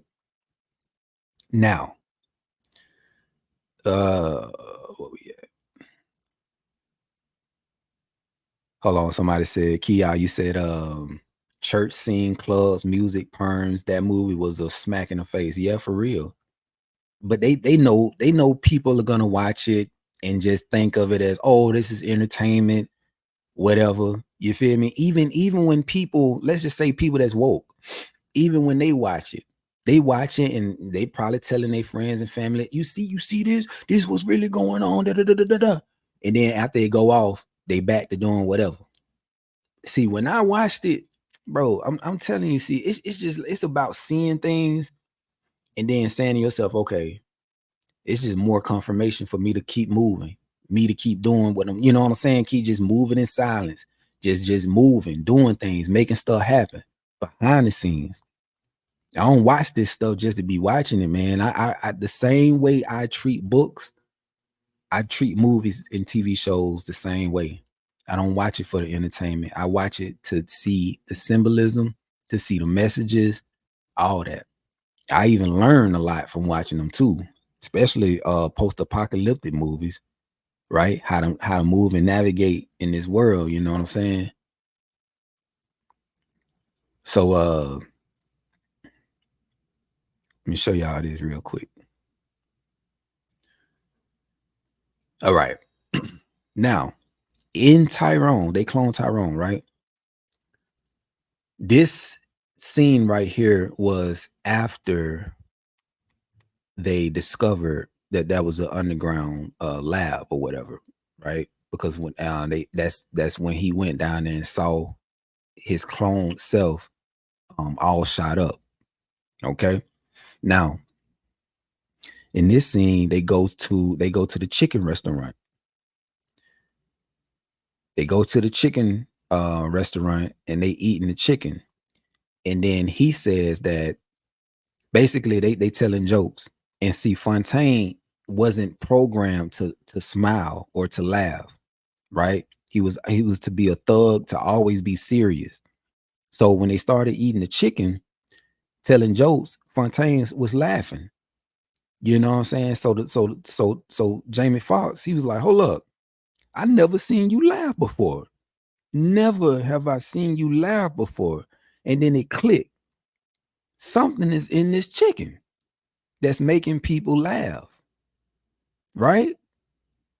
So the very next clip, you know, they talk about the powder, because basically when they went down into the lab, they saw that it was a pile of powder, and they thought it was cocaine or whatever, but it wasn't. It was something else that was that they created. You know what I'm saying? The folks created to put inside of the food. Okay. So he said it's in the chicken, which brings me to, I'm just saying, in real life, I remember as a child growing up in Montgomery, Alabama, my mama, whenever she didn't feel like cooking, would always go get some from church, either Church's Chicken or Popeyes. Anybody that's melanated know how much we love chicken. Now, nowadays, you know, it didn't die down. Like Church's Chicken don't have, Church's Chicken ain't, it's not popping like it used to. Back in the days, the same way you see like, you see, what's the name of that restaurant? Starbucks.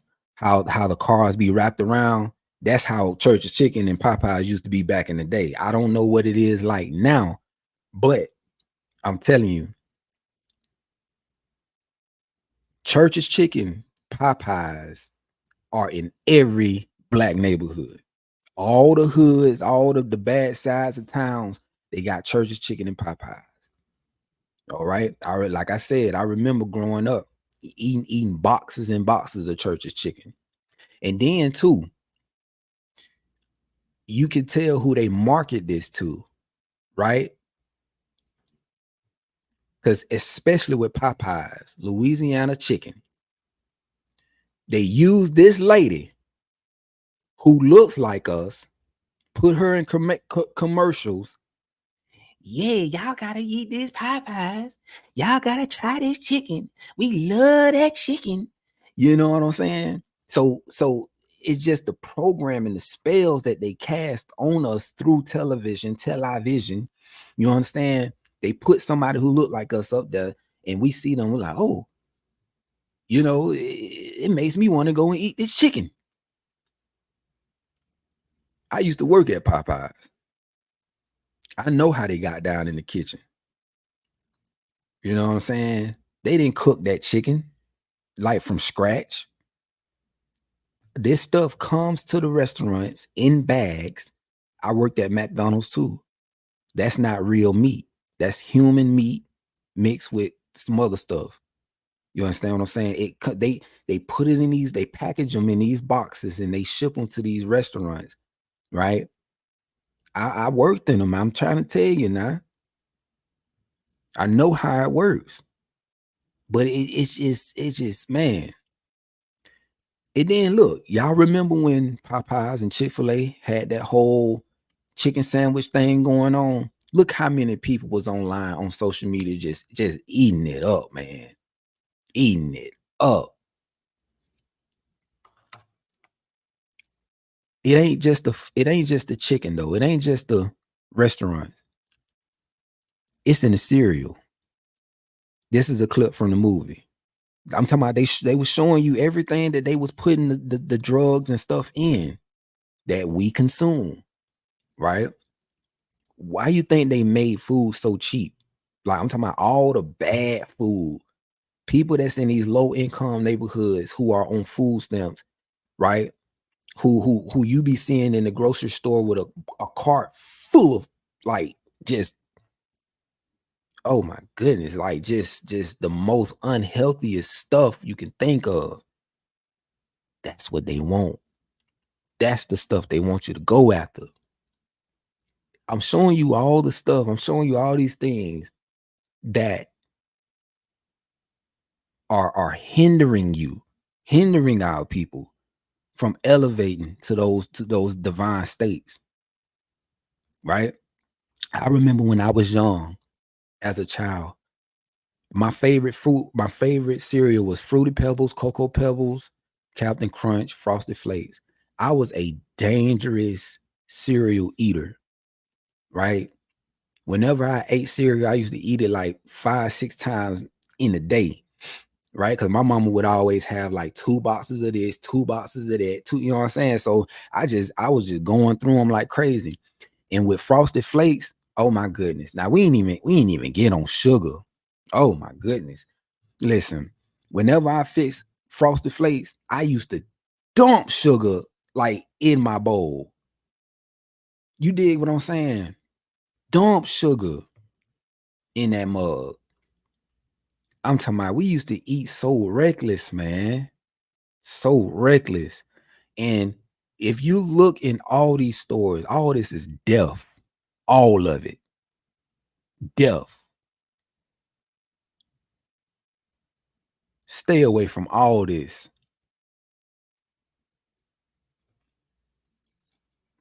Now, go to the next scene. She said, and they're watching places that's in our neighborhoods. Okay. So the same thing I showed y'all with Supercell, how they was watching the people. They had cameras everywhere watching the people. Same thing. She said somebody is conducting experiments on us. So here's the next thing, right? So we talked about the food. We know what they're doing to the food and how food is controlling us to a certain degree, right? It's changing our DNA. It's you know, like I say, food has frequency. So they want to keep us operating in a low vibrational state. That's what food. Now let's go to religion, which is, in my opinion, the most important part of all this, right? Your faith, your spirituality. They got a grip on that too. We already know about all these different religions that were created by Freemasons, right? We already know Charles Taze Russell, Mason. We already know, you know, the Mormons, whatever dude name was who formed the Mormons. We already know all this stuff, man.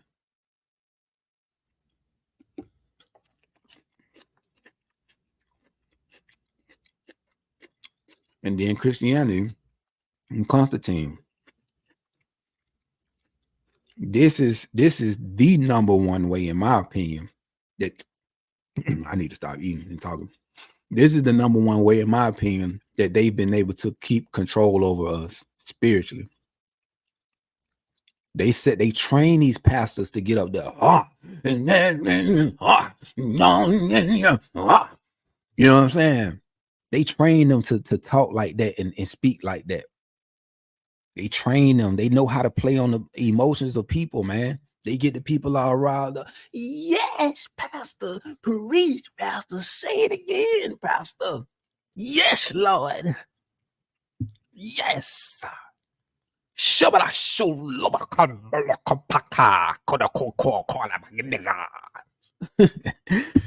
know what I'm saying?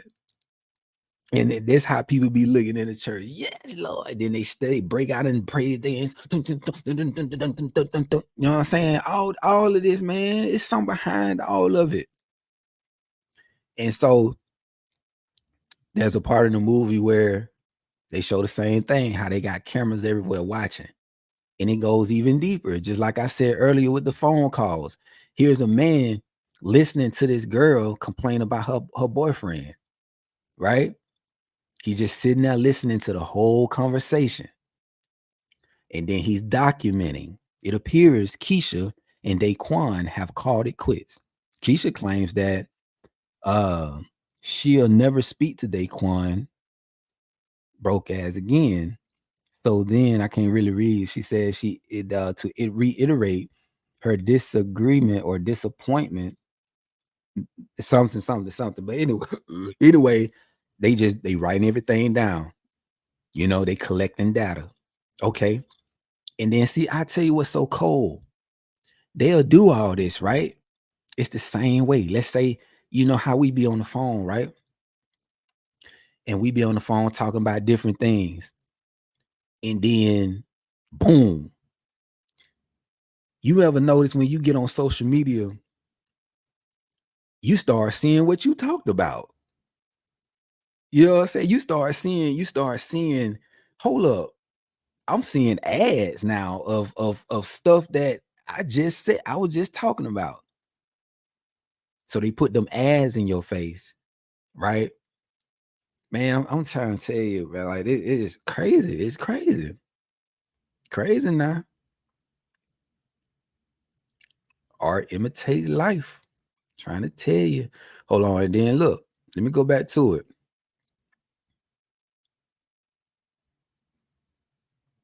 Go back to it. Let's keep going because I don't want to spend too much time. Now, this way get crazy. They down there, they got people who they kidnapped and they doing experiments on them, right? Whenever you see stuff like this, where they put those things on your head, it's scanning your brain, right? It's basically retrieving data from your brain. You know, they'll do different things to you to activate certain parts of your brain to see, you know, they just collecting data, right? This another clip. This ties into MK Ultra. This is what they do during MK Ultra when they program the person. They keep their eyes open and then they'll have a set of images where they play these images. You know, it's just clip. And then like it'll be like, you know, while the images are playing, they're repeating some things. You know what I'm saying? Because they're trying to basically leave imprints, memory imprints on the person. Okay. So to give you an example, have y'all ever seen, let me start sharing that real quick. Have y'all ever seen these movies right here? I got them up.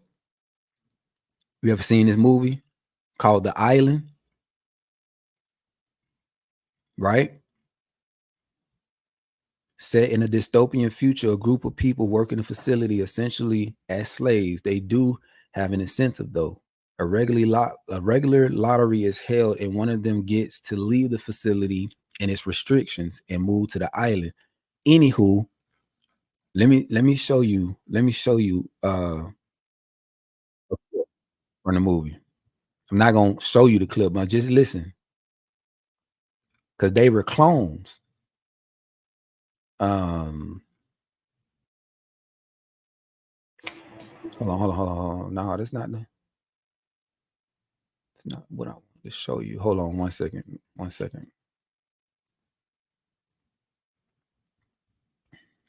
Okay, look at this. Ethical issues cloning. Just listen to it. Why do they lie, Mac? Why do they lie to us? Tell me. To keep you from knowing what you are. What we are? What are we? Oh, man, why do I gotta be the guy that tells the kids there's no Santa Claus? Okay, look, you're well, you're not like me.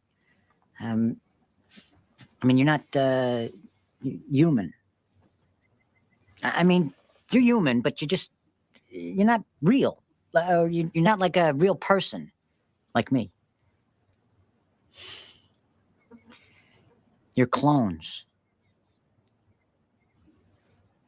You're copies of people out here in the world. What? Clones? What? Copies? What are you talking about? Some hag trophy wife needs new skin for a facelift, or one of them gets sick and they need a new heart. They take it from you. But I have a mother. I remember her. Yeah, I know. I grew up on a farm. I have a little dog, and I had a bike. A bike, right. It was a pink flexi flyer with little tassels on the handlebars, and you rode it up the street to your grandmother's house. You ring the little bell, and she came out and served you cookies on a hot plate. Yeah. No. Memory imprints. I seen him. A buddy of mine is a programmer at the Institute. He showed me. There's only like 12 stories. They change around little details, but they're all pretty much the same. The life you think you had before the contamination never happened. Come on, don't look at me like that. At least you had a bike. You want to trade your rosy memory implants for my shitty childhood? Be my guest. How long? How long have we been alive? You're Echo generation, so you're 3. All right. So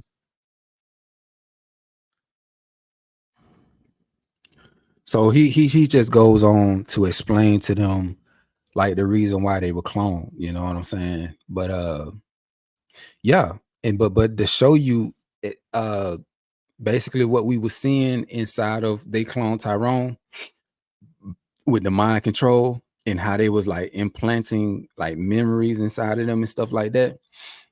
You don't, and this something me and my wife be talking about all the time. Like, the name of that movie is The Island. It came out in 2005. It got Scarlett Johansson in it. So yeah, me and my wife talk about this all the time, that you know, because she believes that they are literally making clones, and I'm not denying that. Like, I don't disagree. I just don't know for real. I mean, we could speculate all day long, because she a fan of Britney Spears. And she always talk about how Britney Spears is gone. Like, that's not the real Britney Spears that we see today or whatever. So, but then I also introduced this perspective to her. I said, well, what if it's not necessarily a clone, but what if, you know, the thing that when we talk about with MK Ultra, like cloning as in, let's take rap music for an example. Before gangster rap, we wasn't, you know what I'm saying? Our people wasn't walking around like that, looking like that, or anything like that. So I think what the elite did was they created an image. Okay. I'm talking Eazy-E, all them and stuff like that, right? They created an image of what they wanted everybody else to copy. And that could be a form of cloning. You dig what I'm saying? So it's the same way with like the it girls and what we see nowadays with social media with you know, the Instagram models, and you see how all of them look the same, like they created an image and that became the standard, right, of beauty or whatever. Like you got a lot of girls now, they're getting BBLs. Before the BBLs with their makeup, like they all got the same type makeup, the same type of look and stuff like that, right? So I told her like that could be another form of cloning. Okay. But yeah, I do believe that them literally like making clones. I do believe that.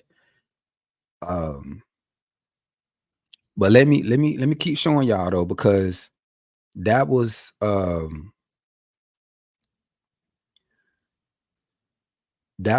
the island. Now here's another clip from the island. I want to show y'all this. Check this out right here. So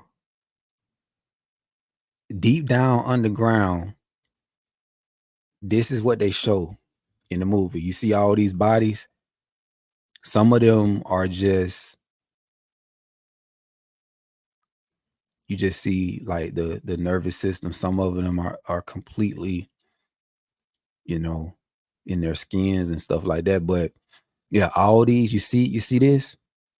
Now, the things you see that's above them, like in where they head at, that's a screen.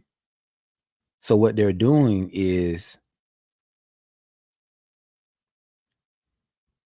let me show you. Let me show you. I'm gonna play this little clip. Look at this.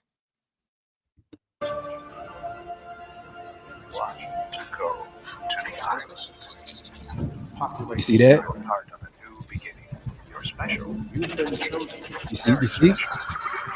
You see what they doing?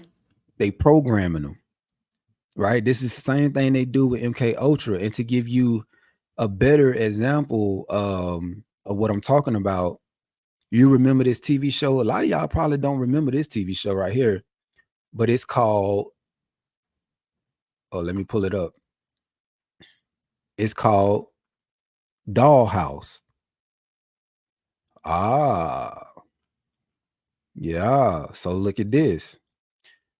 A shadowy organization uses mind-wiped humans known technically as actives and colloquially, I don't know, as dolls.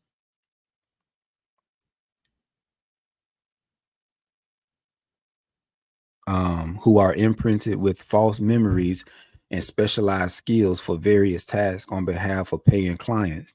When they are not on assignments, they live in an underground dollhouse, a facility that protects and provides for their needs, including food, exercise, and sleeping pods, little bigger than coffins. One of the dolls, a young woman called Echo by her handlers, is slowly becoming aware of herself and what is going on. Meanwhile, at least two different people on the outside are trying to bring down the dollhouse, one by finding Echo and the other by using her.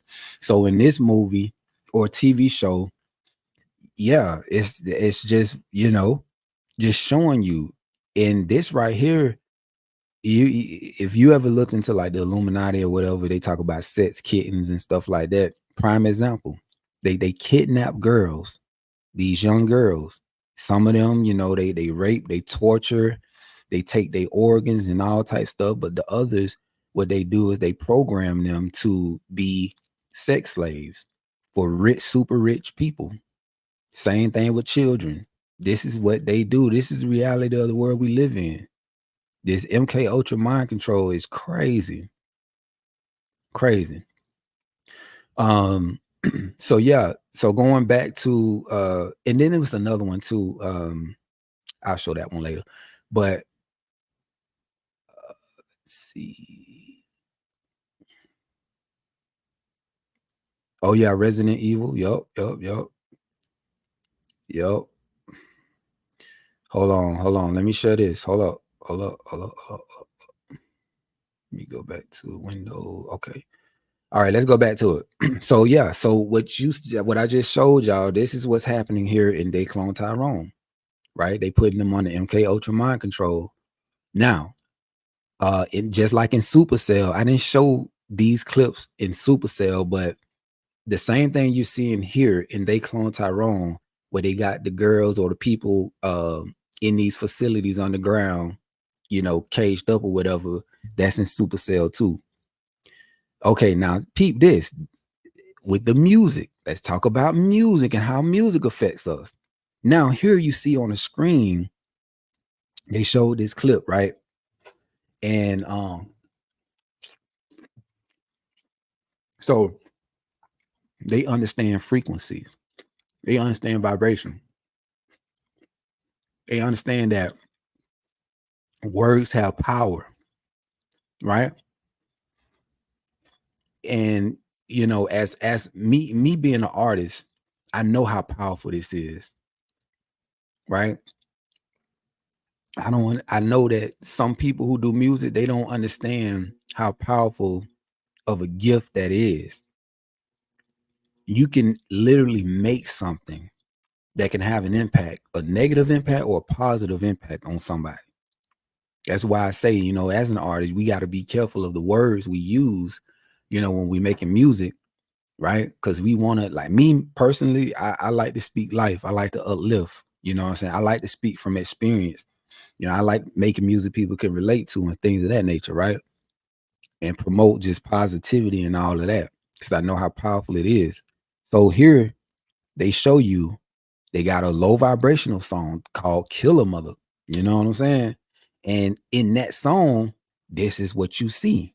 So they played the song and they saw how it affected the people. It made them want to fight. Remember back in the day in the clubs when we were younger? No, if you buck, oh, no, if you buck. You remember that? Every time that song came on, Lil Jon and Lil Scrappy and all them. You know what I'm saying? Move, Ludacris, move, hey, get out the way, man. All these songs that we grew up listening to. Look, if you were ever in the club, you know how this music affected people. Everybody wanted to fight. Everybody wanted to fight. Even let's take it even a step further, especially with our sisters. Doom, doom, doom, doom, doom, doom, doom, doom, doom, doom, doom, doom, doom. Every time they hear that, they already know. And you're banging, you're nagging with the bang. Am I lying? Back in the day, every time I'm talking about just the first 10 seconds. Oh, you know what I'm saying? They run into the dance floor. From the window to the wall, when the sweat dropped down my wall. Oh, it be raw. Oh, ski, motherfucker. I'm just keeping it real. All this music, we already know what the type of effect that it had on people, man. Oh, don't let me get into Luke Skywalker. Oh my goodness. It's your birthday. It's the birthday. You know what I'm saying? Every time back in the days in the early 90s, when they played all that music, go Keisha, go. It's you know what I'm saying? Man, I could be on here for hours just talking about the music side of things. But y'all know it's true. Y'all know it's true. So look, let's go back to it. Now that was Killer Mother Sucker.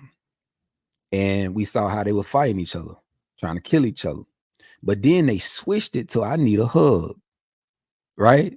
They switched it to I Need a Hug. So basically, they showing like a love frequency, a real high frequency, that 432, right? Or higher. They showing that. and showing how it affected them. Now they want to hug it out. But it's the music that's controlling them. So then, they go and they go in the bathroom after seeing all of what was being done. These evil mother suckers. They some evil mother suckers. Y'all realize what they doing, right? Experimenting on niggas. I was there.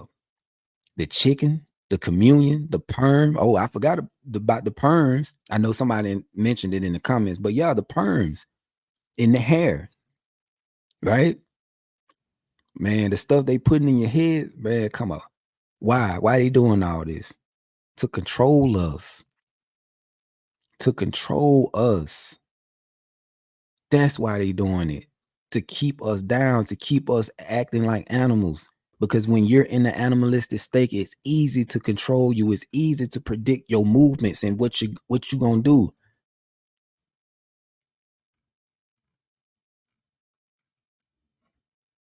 We gotta keep them operating like animals. We gotta keep them, operating in the lower consciousness. We got to. As long as they down there, we don't got nothing to worry about. We can forever have power and control as long as they stay down.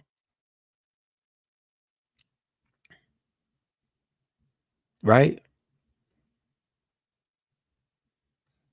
So the other thing too with this movie is the very end. That's really what I wanted to show y'all, but I don't think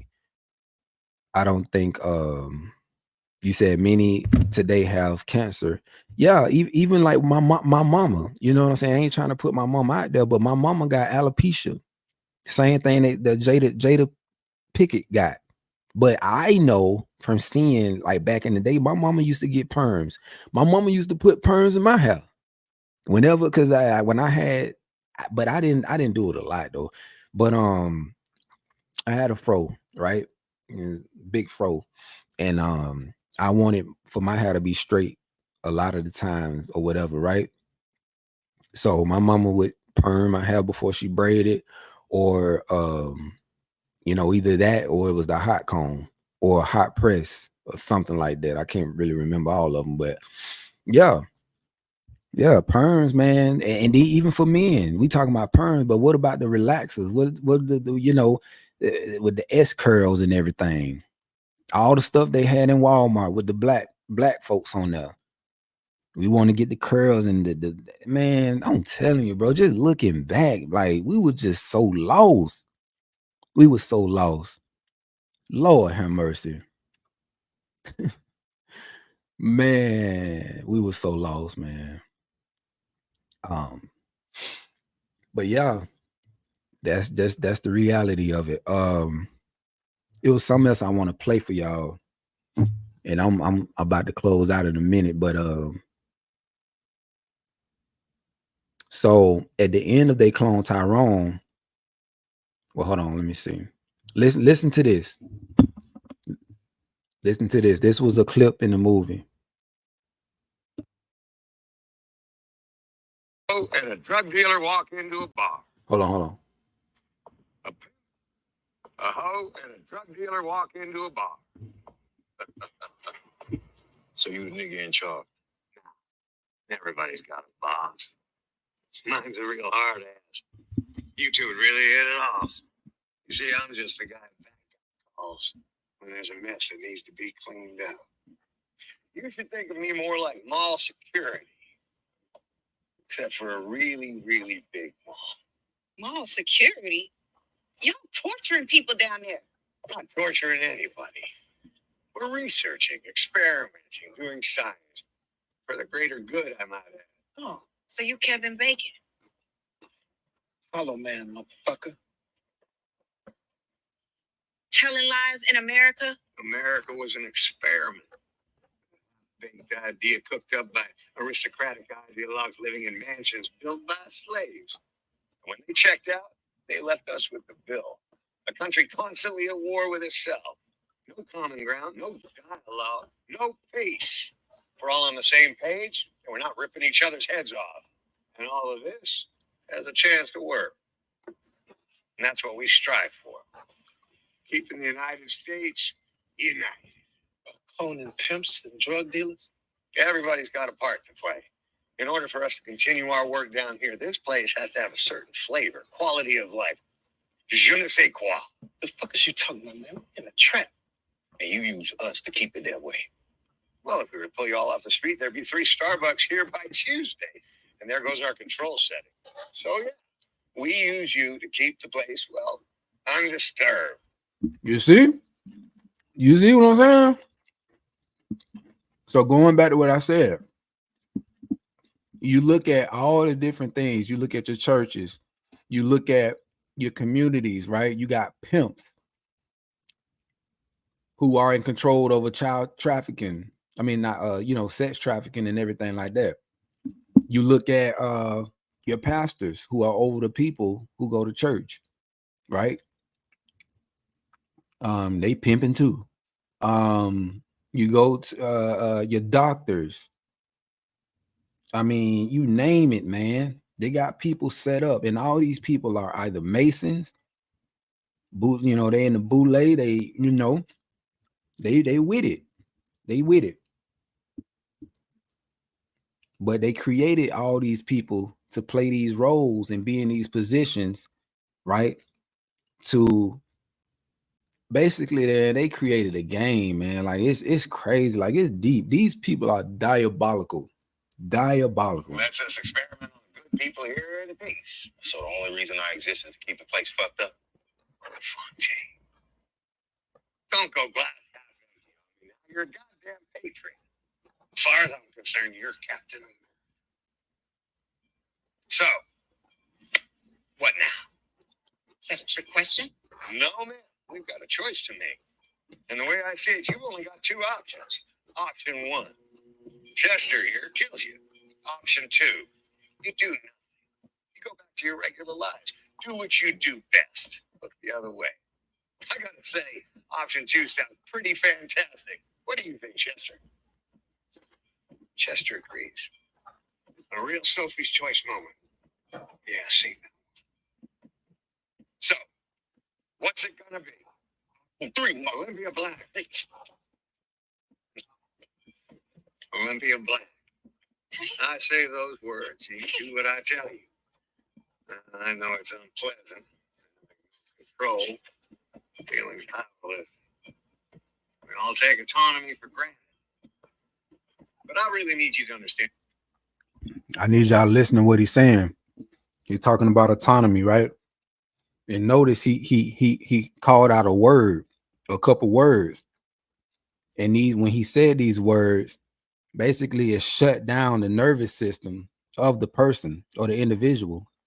It reminds me of that movie. You remember that movie that came out called American Ultra?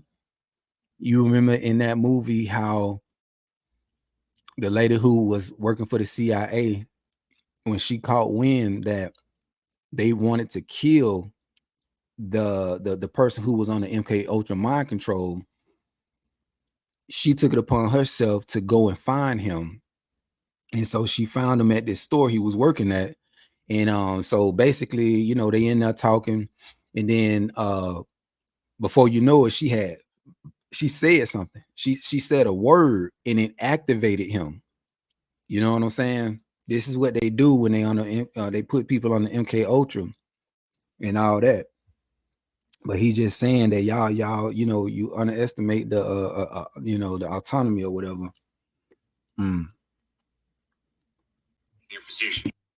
We own you.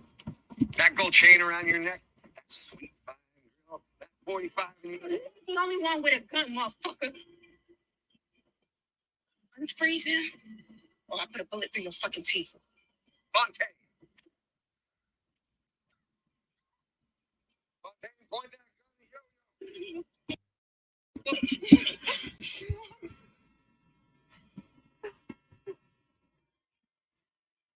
What my friend Chester, Fontaine, and Slick Charles all have in common? They're expensive. You, dime a dozen, just a regular old hoe. I'm gonna do this shit to you. But yeah, that's one clip. You know what I'm saying? That's crazy. Now this the last clip I'm gonna play But this clip right here is what's going to lead me. It's going to segue into something that I find very interesting, because if you watch the movie They Clone Tyrone, and at the very end, you figure out what's really going on and who's really behind all of this. Now, during the movie, you thinking that it's all white people, right? Same way. I'm gonna put this on you. Same way in school, we were led to believe that the Europeans were Caucasians. We were led to believe that all those who came over here and you know, basically was at war with us the whole time were Caucasian. Well, since all this knowledge has been coming out, all these records, these old records from the 16, 17, 1800s have surfaced. Shout out to Curie Mayo. Shout out to Drop. Shout out to UB News. Shout out to all the brothers who have been bringing out this information, man. Because what a lot of you all don't know is that it was really melanated folks. It's really melanated people. Those who look just like you, who were coming over here enslaving others who look like them. Now, I don't know what happened, right? Something happened. There's so many theories out there around Caucasian people and how they came about.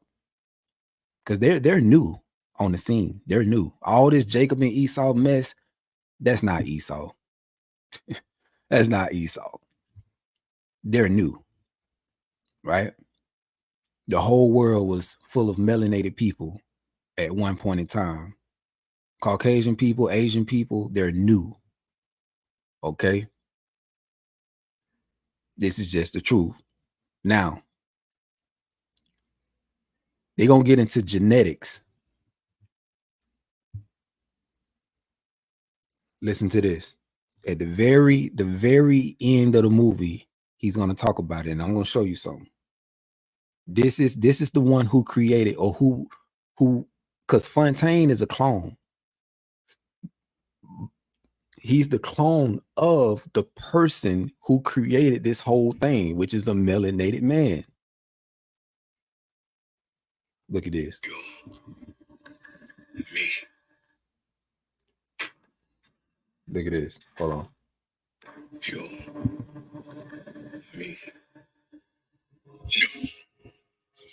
You're me. One of the many I've had to create over the years. You're working for them. Let's just call it a marriage of convenience. I'm the lead geneticist of this operation. He's the lead geneticist. Now, I'm going to need for y'all to remember this, because I'm finna show you something. Watch this. Ronnie. Is he? No. He died. Just the way you remember. It's the one thing I wanted you all to have. He is the reason I made a deal with the devil. Okay, so Ronnie, I think Ronnie was either his son or his brother, and Ronnie got shot and killed, right? So he just said, Ronnie is the reason why I made a deal with the devil.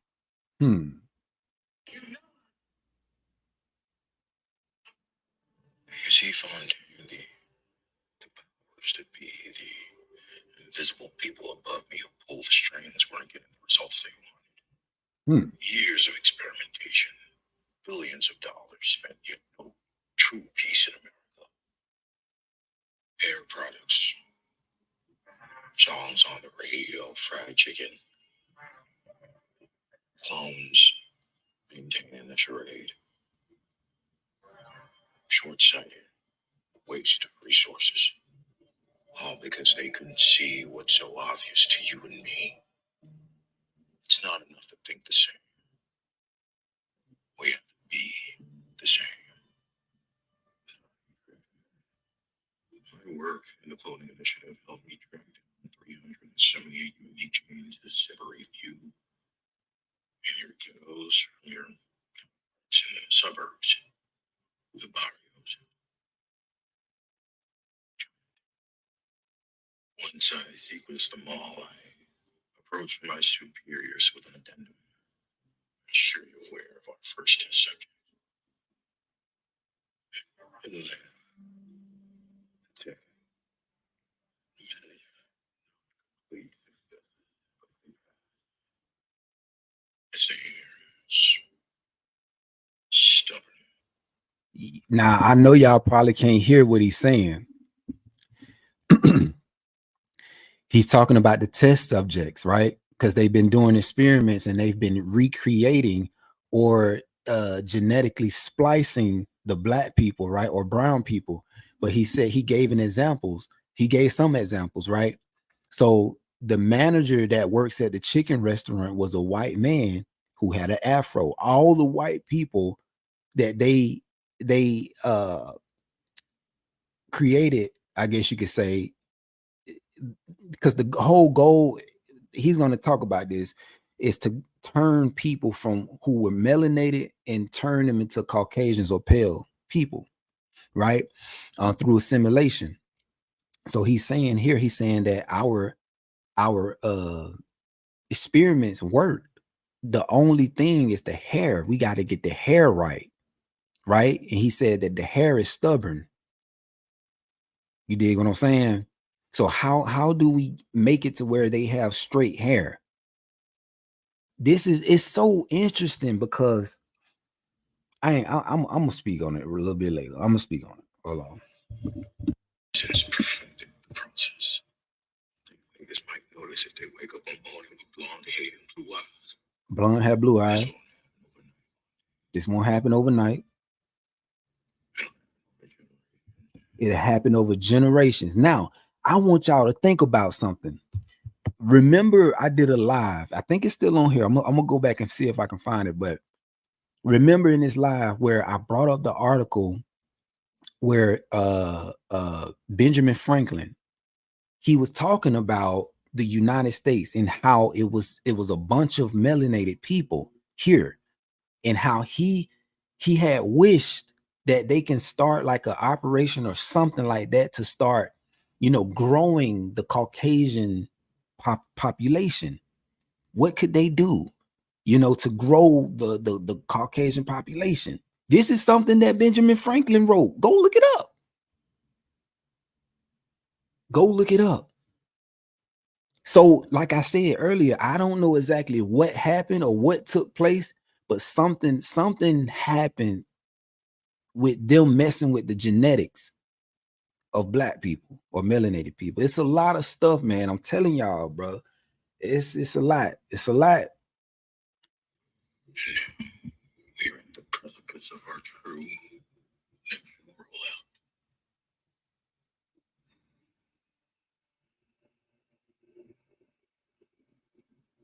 Assimilation is better than annihilation. Shit. Come on, yo-yo.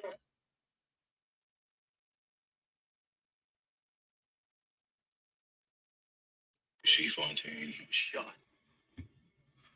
Violently. Between inferior rib side and chest. Missed the heart. Pierced the lung. Didn't be fatal. They left him there. Alone. Scared. Laid out on the cold concrete. Took him 15 minutes to die. Why didn't you toss that pea shooter over here to me?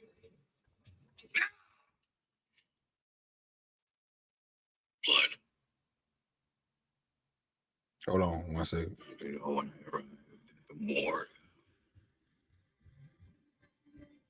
I just stood over. a long time. I knew it was him.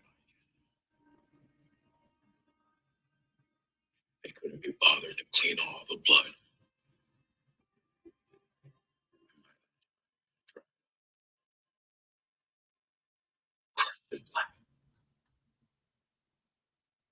Hold on. I don't want to kick her. Yeah. Shoot him. All right, so let me show y'all this real quick. So I don't know if you'll be able to see it. I tried to bring it up on the computer. Hold on 1 second. Too white. Yeah, it's not gonna show me. They're not gonna bring it up on the computer. But check this out right here. Let me show y'all this real quick. Look at this. You definitely ain't gonna see it with. I got this screen protector on. Let me see if I can pull it back.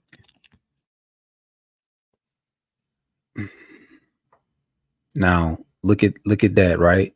So is that the right side of your computer or the left side? I can't really remember or see. But on this side right here, you got where the man is dark, right? My complexion. And then over time, he's getting lighter and lighter and lighter and lighter and lighter.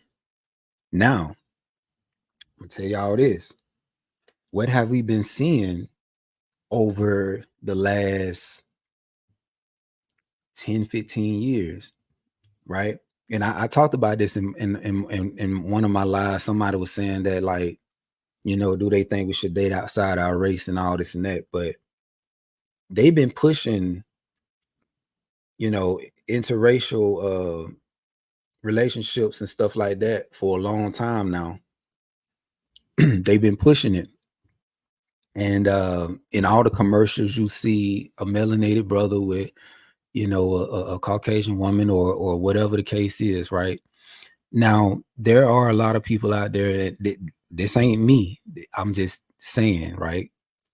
A lot of people out there who are of the belief that, you know, the white race is dying out, right? And they're not able to reproduce like that. So in order to keep them going, they have to get with those who are melanated. You know what I'm saying? Because they know our genes are stronger or whatever. I give you a perfect example.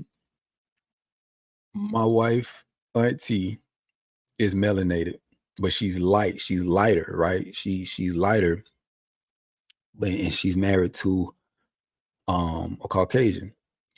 Well, their child, of course, is biracial. She's super light.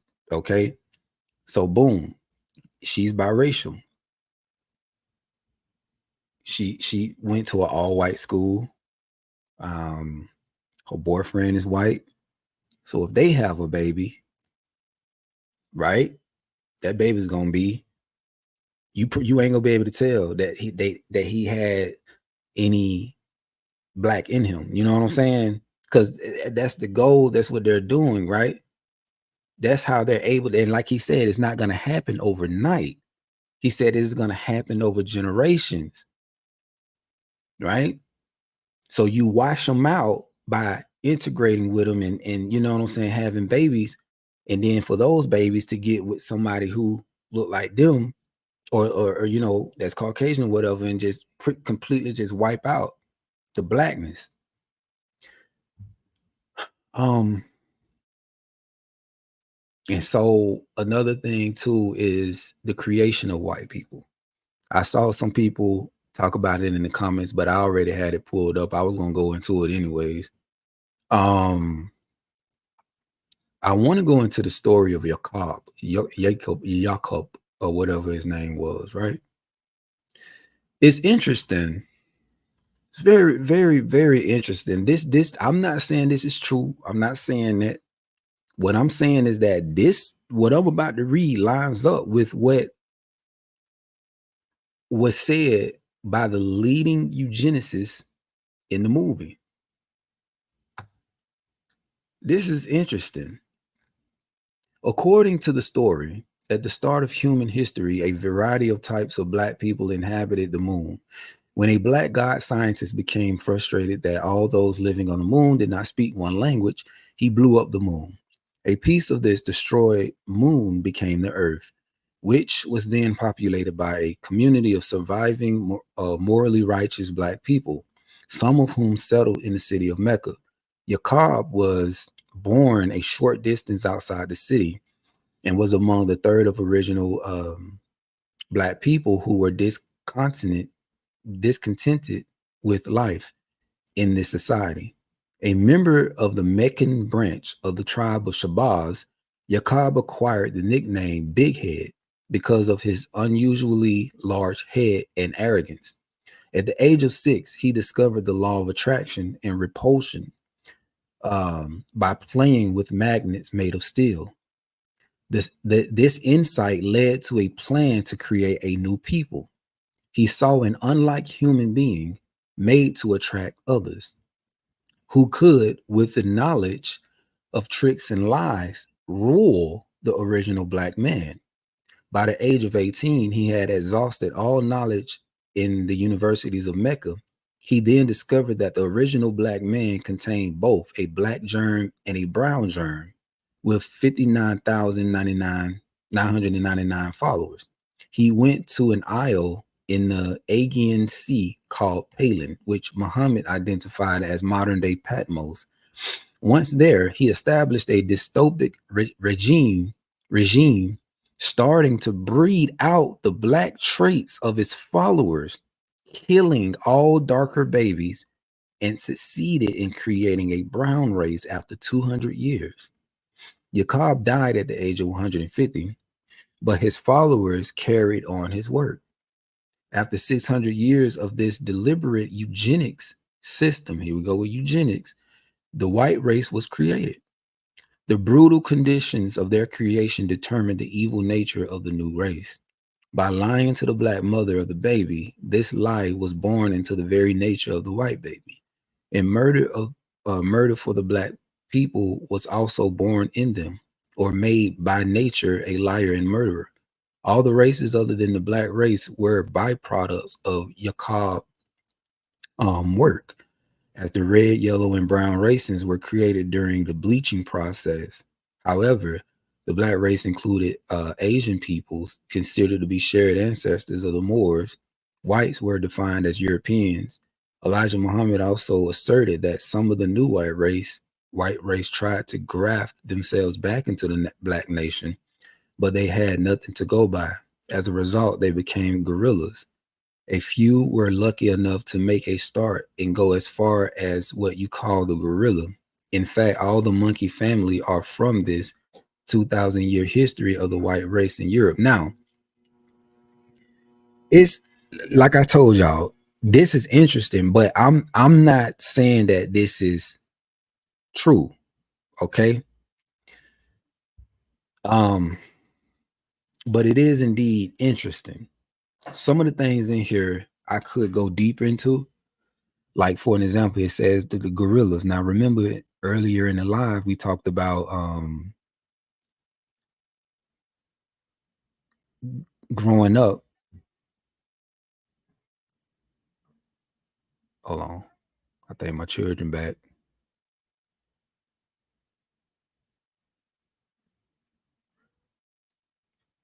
No, I'm gonna have to end the live now because they finna get in here and turn up. But yeah, during, you know, like when we were children coming up in school, they taught us about evolution and how we came from monkeys.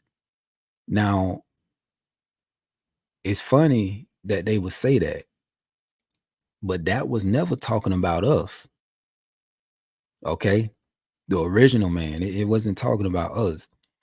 And I always question, like, what were they really telling us that's how they evolved? Or were they telling us that the same genetics you find in monkeys, you find in them. Because they do have the same traits. They do. Y'all can go and look this up. Like I said, this is not an attack on nobody. Really not trying to attack nobody. But if you go and look it up, it's noted that Europeans, Asians, which they say are cousins, have Neanderthal blood or Neanderthal DNA. If you go and look at what a Neanderthal was, I ain't talking about the pictures that they show of cavemen. I'm talking about what they showed. I wish I still had the pictures in my phone, man. But they looked like gorillas. They looked like apes, but they had human features. It gets deep, man. Like I say, I'm not saying that it's true or it's false. I'm not saying none of that. All I'm saying is that who we think is in control may not be in control. It may be Black people that's really controlling this, using Caucasians to be the face of it. I don't know. It's interesting though. It is interesting. So let me close out all this stuff. Oh yeah, and the very last thing, let me close all this out. 1 second. It's 2 things I wanted to go into. Nothing too deep, nothing deep at all. 1 second, let me close all this out. Okay. Now I earlier I was speaking about magic and how they use magic. The movie or the TV show Lovecraft Country. Man, I love this show. Really good show. But if you watch this show, you will see exactly what I'm talking about. How they use magic, and man. But basically at the end of the show, the Black people or melanated people ended up getting the powers back. Right? They ended up getting the magic back, the power to control. They ended up getting all that back. Okay. And so-called Caucasians or whatever wasn't able to use magic on them no more and have control over them and anything like that, because it was back in the hands of, melanated people or whatever. But it's an interesting show. It's an interesting show.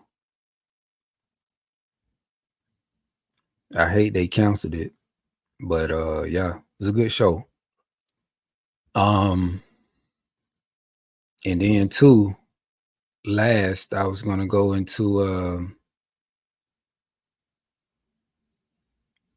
just the CIA. I brought this out before, and how they know. Hold on 1 second.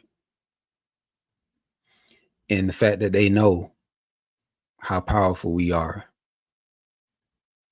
They know what happens when our left and right hemispheres are synchronized. And I'm talking about the brain. They know that we can remote view, meaning we can be in meditation and we can travel, right? We can see into different parts of the world and stuff like that. I talked about all this. Like they know we can do this. They talk about out of body states, right? It's so many things in here, man. And this is CIA documents. This is remember, because I was reading these documents to y'all, and they were taking people and doing experiments on people, but they found, what people are able to do if they were balanced. Their brains, were balanced and everything like that during meditation and all type of stuff, man. They know, but do you know, or do you even care? This is why I say, when you see the Most High rising people up that's bringing this stuff out, don't shut it down, man. Don't shut it down. Be open to it. Know that we on your side.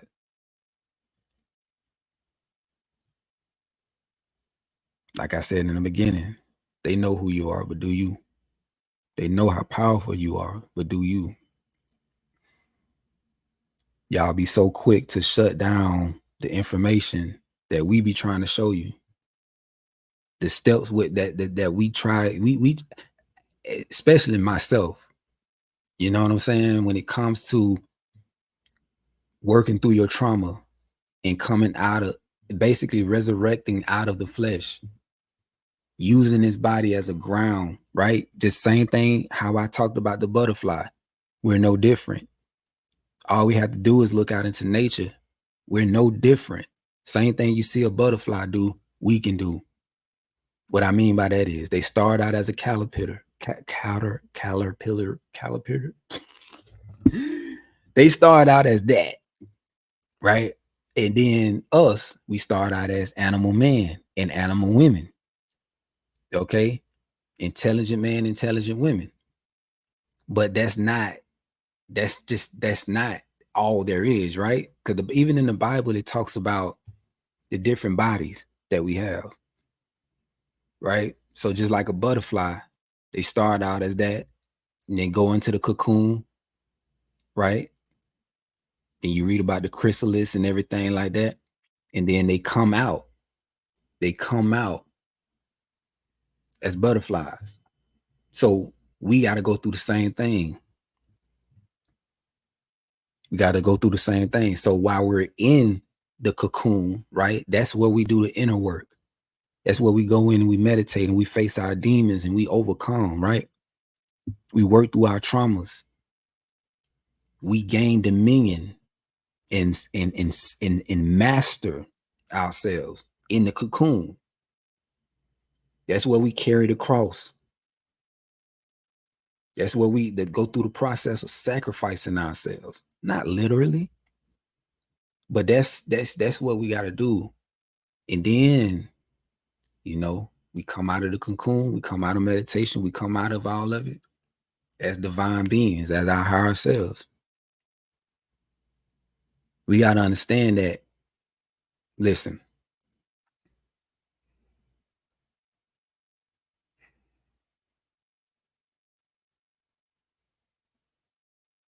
man is God.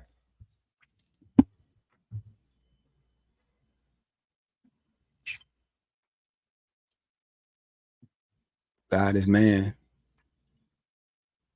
You got to start at the bottom and rise and go to the top.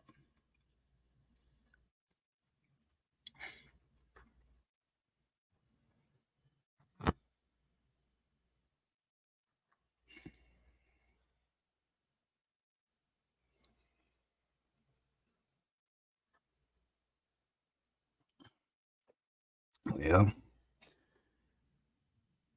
Man is God asleep. God is man awake.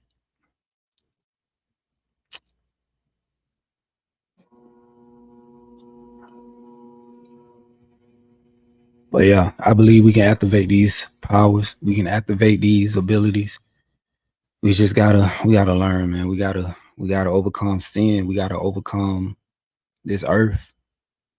We gotta overcome all of the stuff that's been holding us down, holding us back. And then I'm talking about God, but we ain't even got into Christ yet. This, you know what I'm saying? That the frequency, tapping into that frequency, Christ consciousness. And it ain't even just Christ consciousness. Literally, you have an oil within you that can regenerate your body. Do you hear me? You have an oil that forms inside of your colostrum, right? That forms inside of your colostrum in heaven.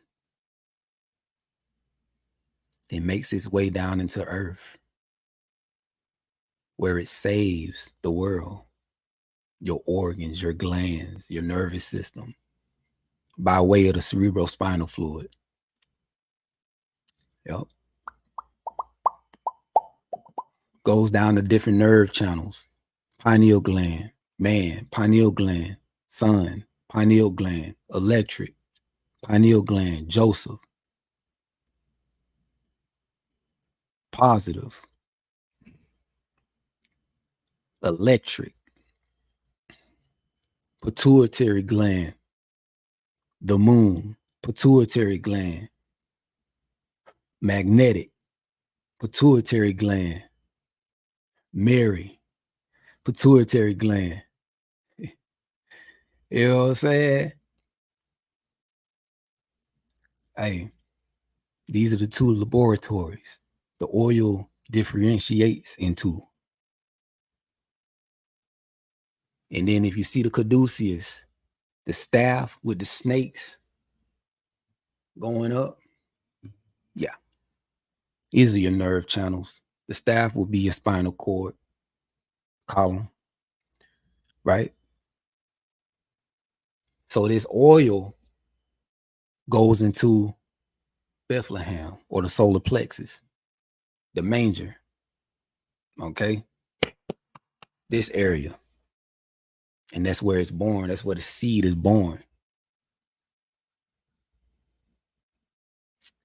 Telling you, once you start understanding it like that, knowing that the same thing you read in the scriptures with Christ or Jesus, Yeshua, is taking place inside of you. I'll tell you something about this oil.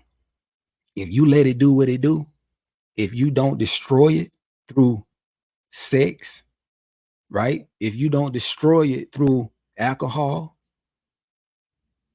if you don't destroy it through having bad thoughts, wrong thoughts, negative thoughts, man, if you let it do what it do and nurture it, bye. I tell you, not only will it, like, as it goes back up, the nervous system makes its way back up into the brain, the medulla oblongata, the cerebellum, to get crucified.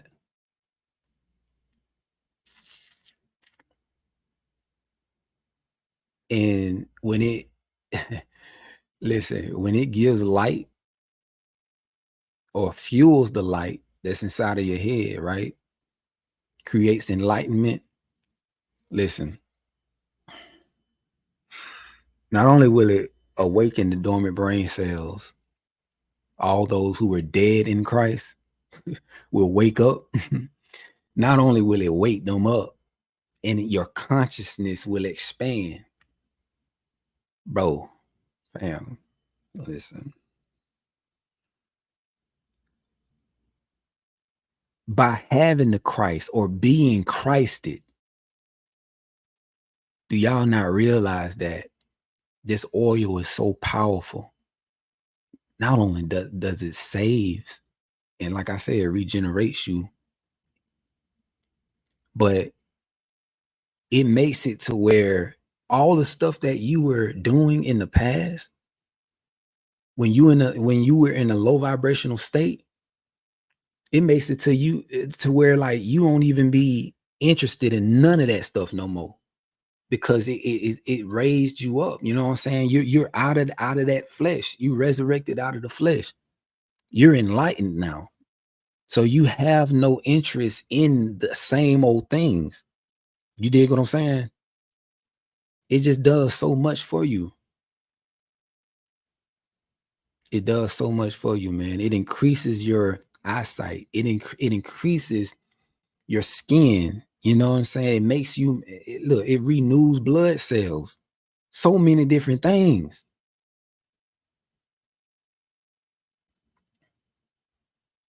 I can teach y'all all this stuff, man. You know, I can teach y'all all this stuff, but you as an adept have to be willing to learn. You have to be willing to learn.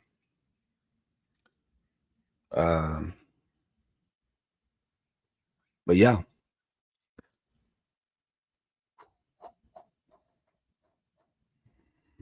I know, like I said, I don't know everything, but I know how to get us in that space, to where we can activate our powers, right? And then too, like I used to tell y'all all the time that the animal within us, we have to crucify, we have to sacrifice that animal. But if you are fans of Dragon Ball Z, you remember the episode where Goku turned into a monkey, turned into a beast, and he picked Vegeta up, and he was about to kill Vegeta. He was squeezing him, and Vegeta was like, "Goku," you know what I'm saying? Don't let the animal control you. You got to control the animal. So it's like the more I learned and the older I got, right? I stopped saying that we need to sacrifice the animal.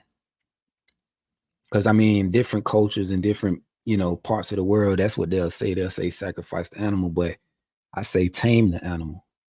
Because the creator gave us it for a reason. The same thing with the carnal mind, right? The carnal mind ain't necessarily bad, right? But when it comes, because we need it, we need that side of our brain that deals with logic, that deals with, you know what I'm saying? It's the analytical side. We need that to process information and things of that nature. But the goal is to create balance. So it's the same thing with our higher self and our lower self.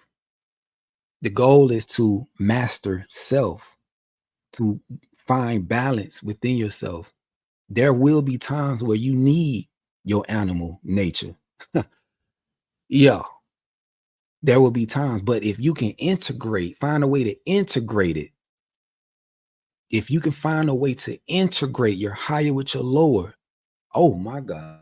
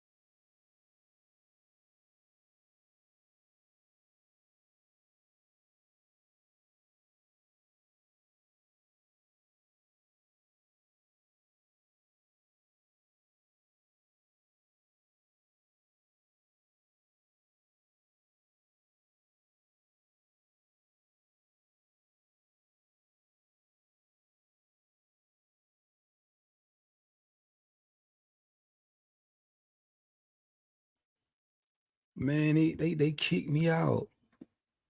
They shut down my thing. So I don't even know if y'all can hear me right now or see me right now. I don't even know if I'm back online. What's going on?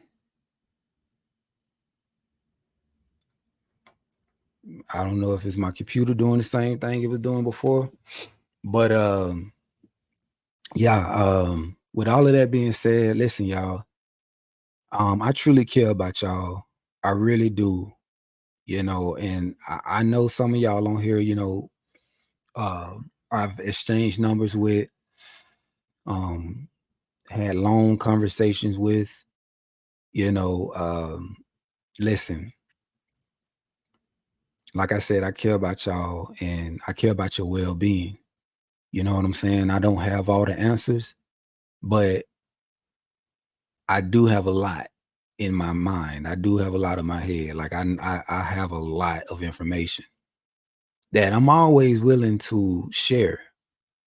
You understand what I'm saying? The thing is that I want people to know and understand that when it comes to this walk, this journey, I'm not like most people.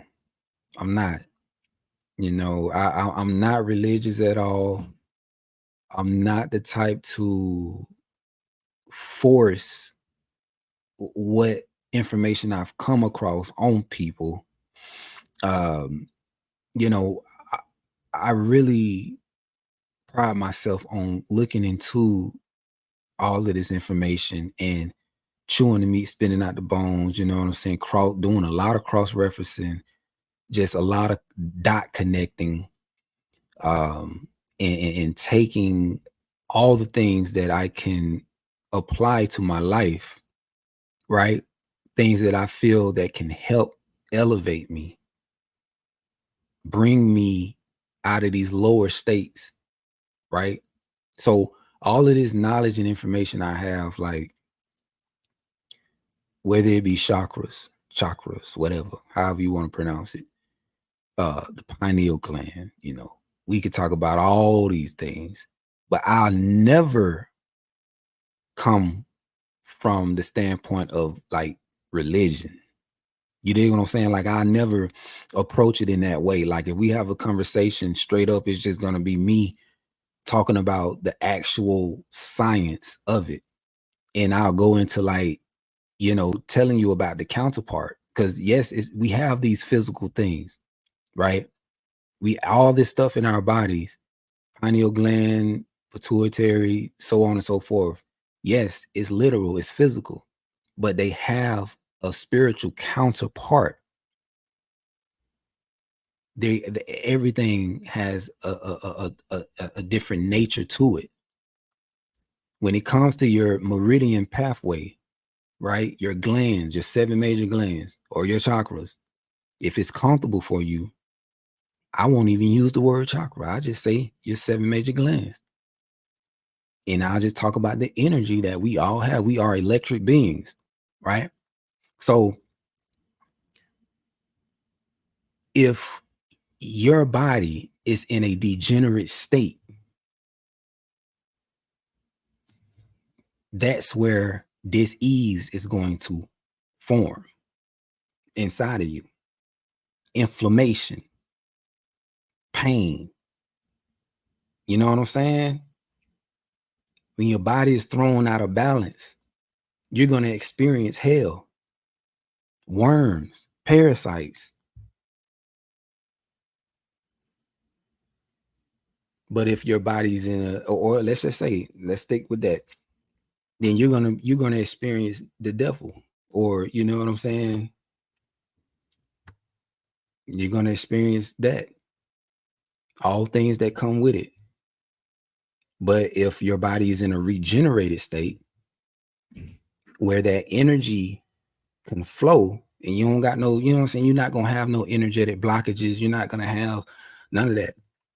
Your body's gonna be in a state of peace. Right? Same thing with your mind. That's why y'all have to be aware of your thoughts. You have to have a grip and control over your thoughts. Like, don't get me wrong. it's natural for us to have thoughts just going in and out, in and out, in and out. But I think our power is in our ability to either entertain those thoughts or just let them go by.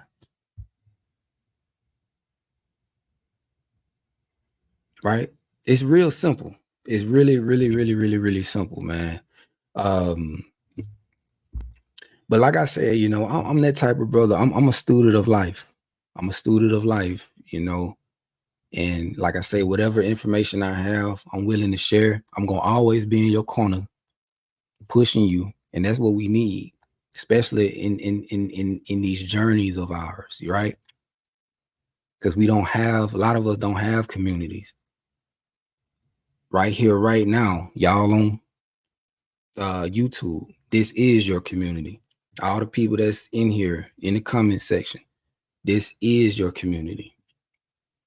We got to make it our duty to be there for one another, support one another, lean on one another. You know what I'm saying? Push one another, hold each other accountable. But at the same time, remain human. What I mean by that is, don't be over righteous. Don't be over righteous. Don't be all out there trying to, you know, move around, parade yourself like you so perfect.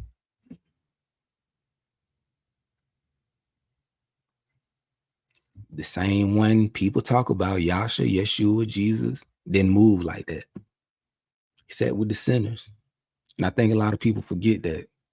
He sat with the pimps, the hoes. Sat with them.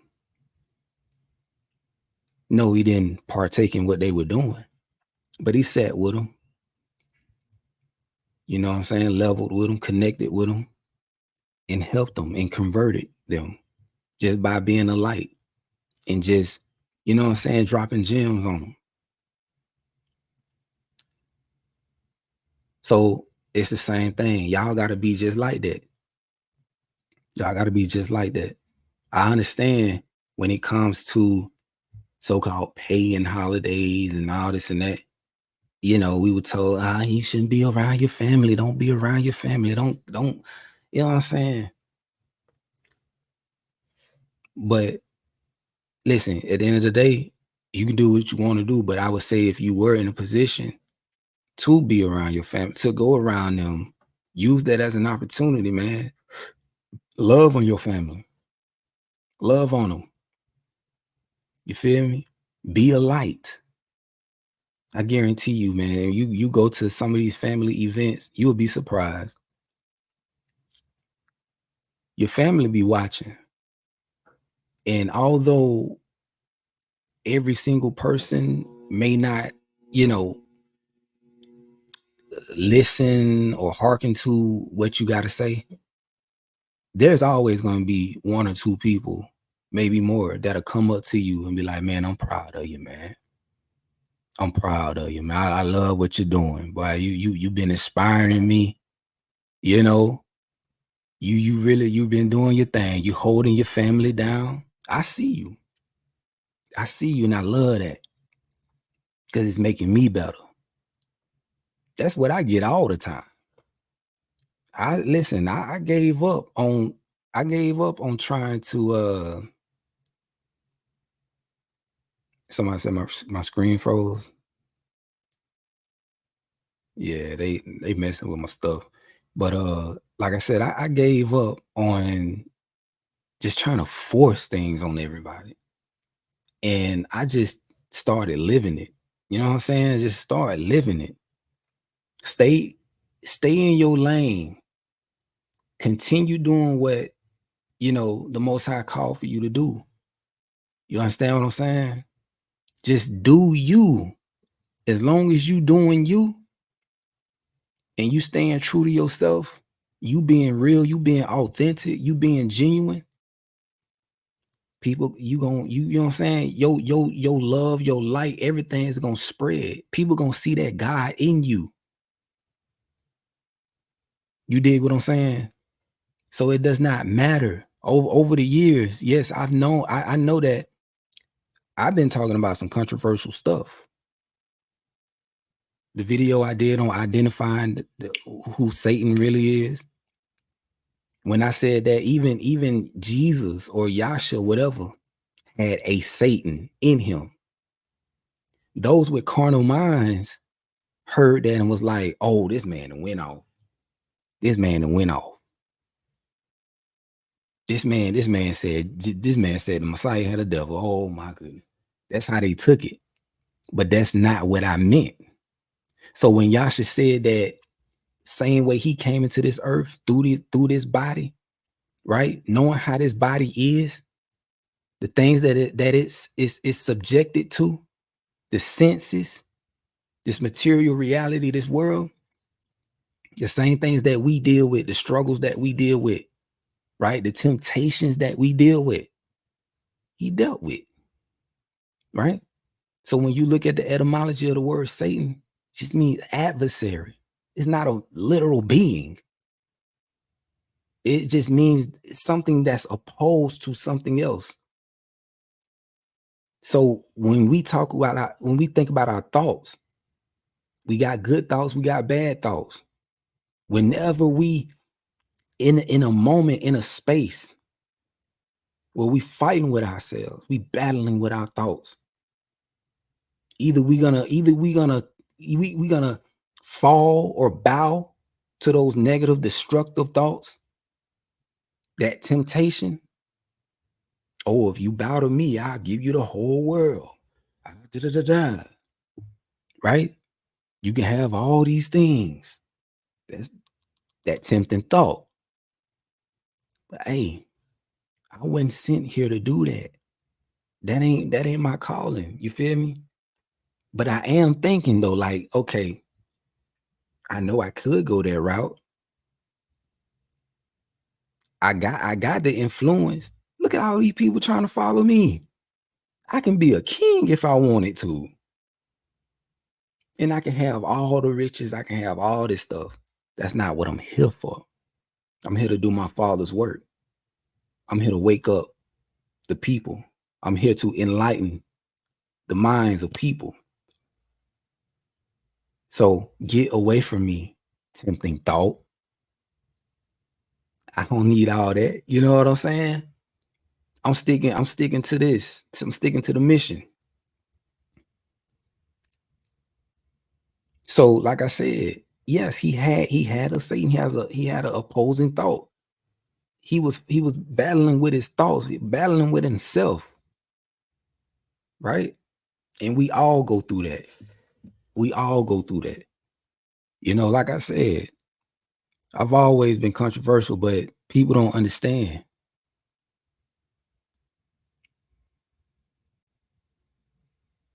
And, you know, it is what it is. But look, I'm about to get off here and clean up. We in the hotel, we in the city for a couple of days, had to handle some business. But listen, y'all.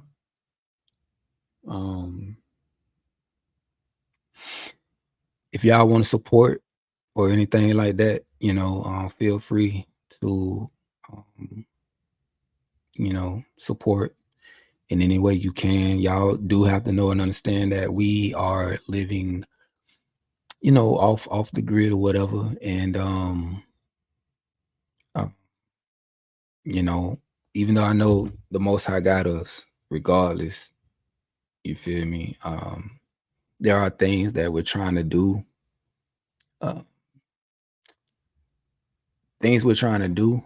But since I'm not a truck driver no more, well, since I'm not driving anymore, we ain't got money like that no more.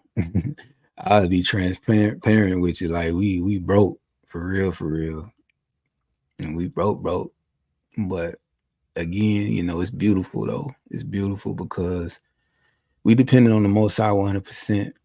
We depended on the Most High 100%. Like I've been thinking about for the past week getting back into driving, you know, but Yeah, man. I say, if y'all want to support, y'all can. If not, that's cool. I was telling one of my sisters the other day that like I gotta get back on it. I gotta get back on, doing these presentations, which is something that I love. I gotta get back on that. And although I may not reach a whole lot of people, as long as I can reach a few, because I nowhere in time have there been like a large group, of people who was able to see, you know. Uh, it was always a few.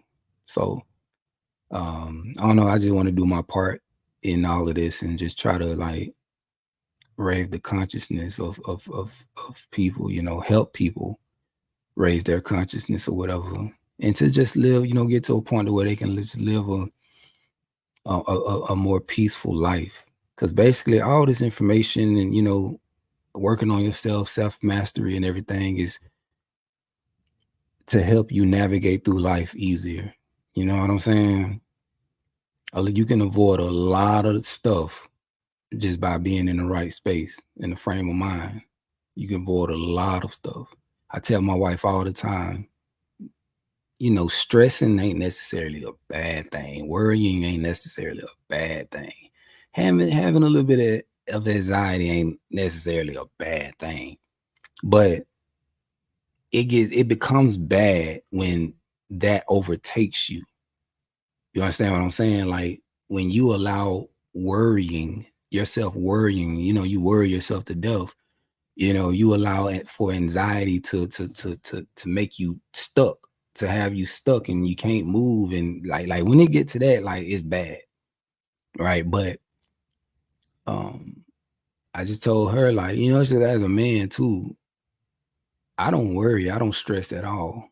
Now I may have days where I just sit back and I just want a long time because I'm just trying to figure stuff out.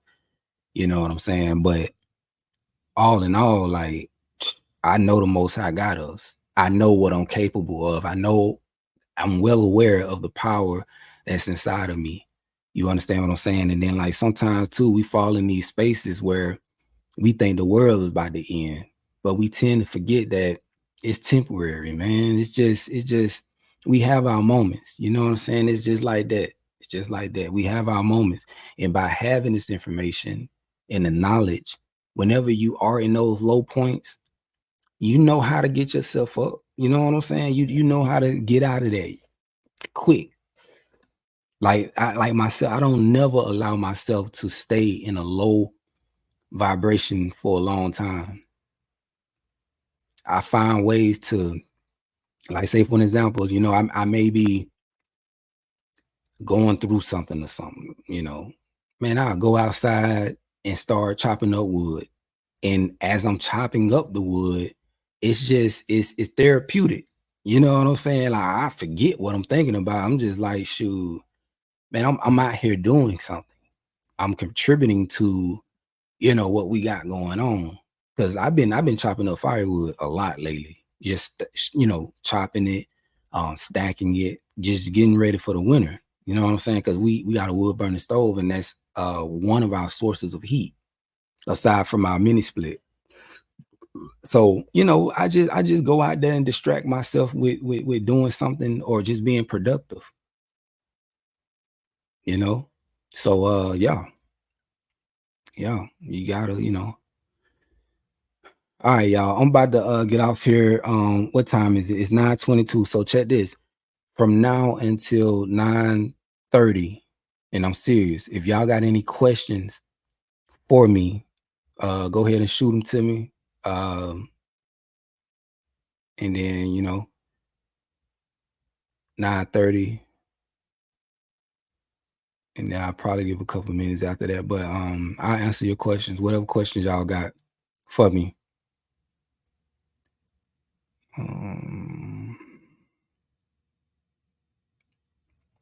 Appreciate, love you, bro. Likewise, sis. Likewise.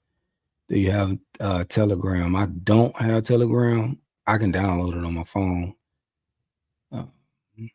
But you can email me though. The same email that I gave you, you can email me what you the information that you have. You have to hear mom out. Please take the information. Yeah, for sure. It's a powerful catalyst. That's for sure. I'm learning to harness my power. If you don't have Telegram, what's your email? It's Nyarko144@gmail.com. You said, how do you stop your lettuce from bolting? You would want to get a shade cloth, because it's mainly due to the heat. But if it's getting too much sun, you want to get yourself get a shade cloth. You know what I'm saying? And then also too, whenever you're planting your greens and stuff, don't plant them in direct sunlight. Plant them in areas that get shade most of the day. Keep it in a cooler section of the garden. I'm so ready for fall, man. I'm finna go crazy with the greens. I'm finna grow so much kale, lettuce, spinach. I'm finna go crazy with it. But yeah, that's what you want to do. Nyarko144@gmail.com.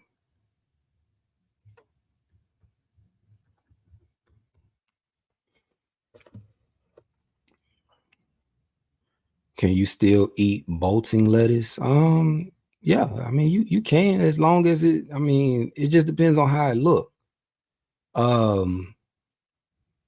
Do you see any like yellow spots on it, or how does it look?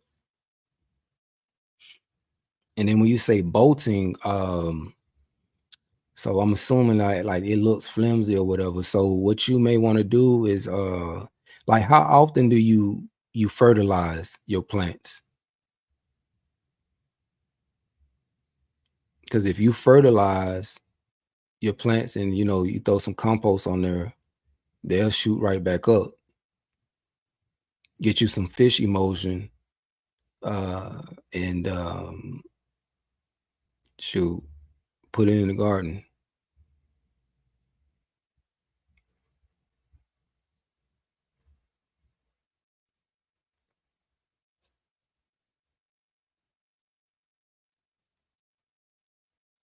Okay, cool. I'll be on the lookout for it. But I appreciate y'all for tuning in too. Like I said, I just really wanted to, touch on those movies and those TV shows, just to try to like refresh our minds. I didn't even go into like the scriptures that I brought out in that video 5 years ago. That goes over all of the different abilities and stuff like that, how we can communicate with nature and all that. I ain't even go into that. I'll probably do that in another video, but yeah. No, they're not wilting. They're prematurely are letting go see. Oh, okay. Yeah, that's that could be due to stress.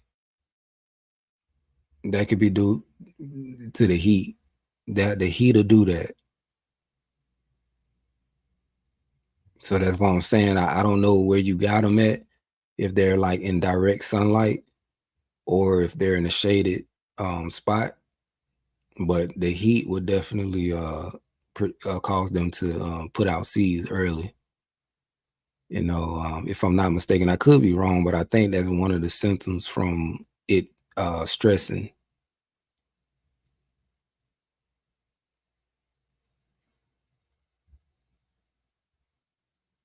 So,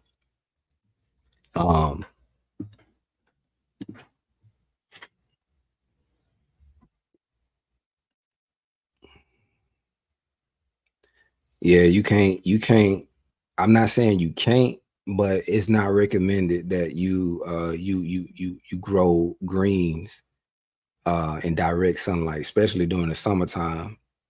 No,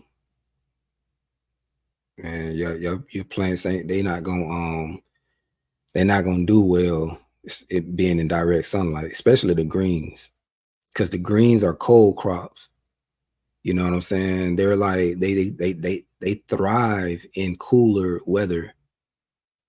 You know, but if you got them out there in direct sun, oh no.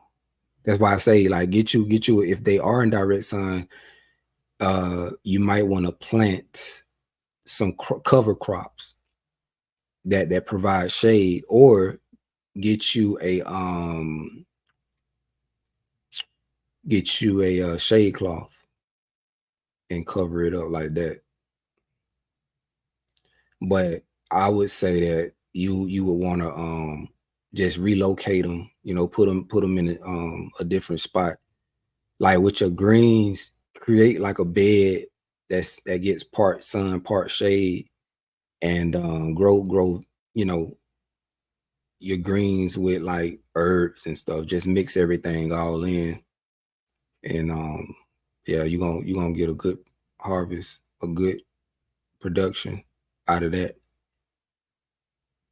That's why like I can't wait until the fall, because I'm going crazy. I'm going crazy, man. Like right now, my watermelons and my cucumbers, they going crazy. I got like probably about 5 or 6 sugar babies that just came out of nowhere, and they just, I'll say within 2 or 3 weeks, they just, you know, like that. I brought one up here. I had a not a sugar baby, but I think it was a Jubilee. I've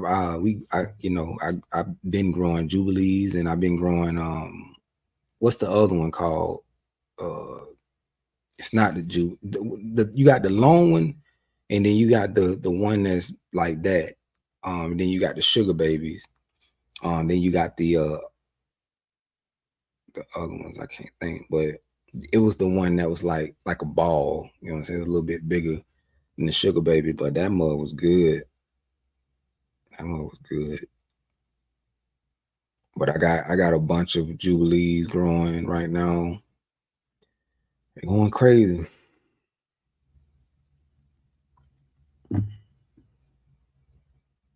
He said I will grow more in a month, so I should have planted them under my cucumbers because the cucumbers have covered up everything. Yeah. You know, or put them up on, if you got fruit trees. If you got fruit trees and your trees are mature, you can grow them under your trees.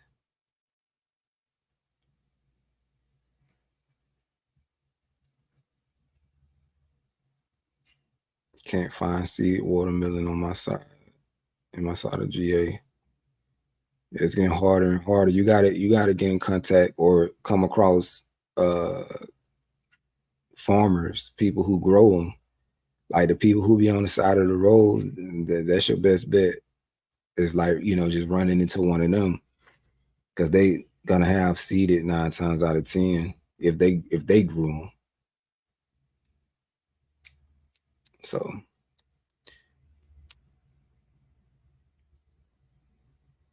it said my cucumber. It said my cucumbers and melons are going crazy. I'm plucking cucumbers every day. Yep, same here. Yeah, them cucumbers, man, like it's amazing how fast they grow and how big they get, you know. Because what I did, I created an archway. I've always seen it on YouTube. I was like, man, I wanted one of those. So I went out there and built the archway, and then I planted cucumbers up and down the on the outside of them. And yeah, they grew up, and I like literally like I just walk in and out the garden and just pulling cucumbers down. I love that. It's like it's just a learning process, you know. Every year I learn a lot from gardening. But like I said, this fall I'm going hard. It's just like I said with the money situation. There's a lot of projects that I want to do. Like I want to create a couple ponds around, right, and fill them and put fish in them, whether it be like koi or whatever. But like, in order for me to do that, it's gonna cost me probably like $1,000. And then too, I got to finish up my bathroom. And I got to finish up my boys' room. Like I'm about 90% done with my boys' room. It's just everything on the land right now is on hold because I'm not bringing in no money.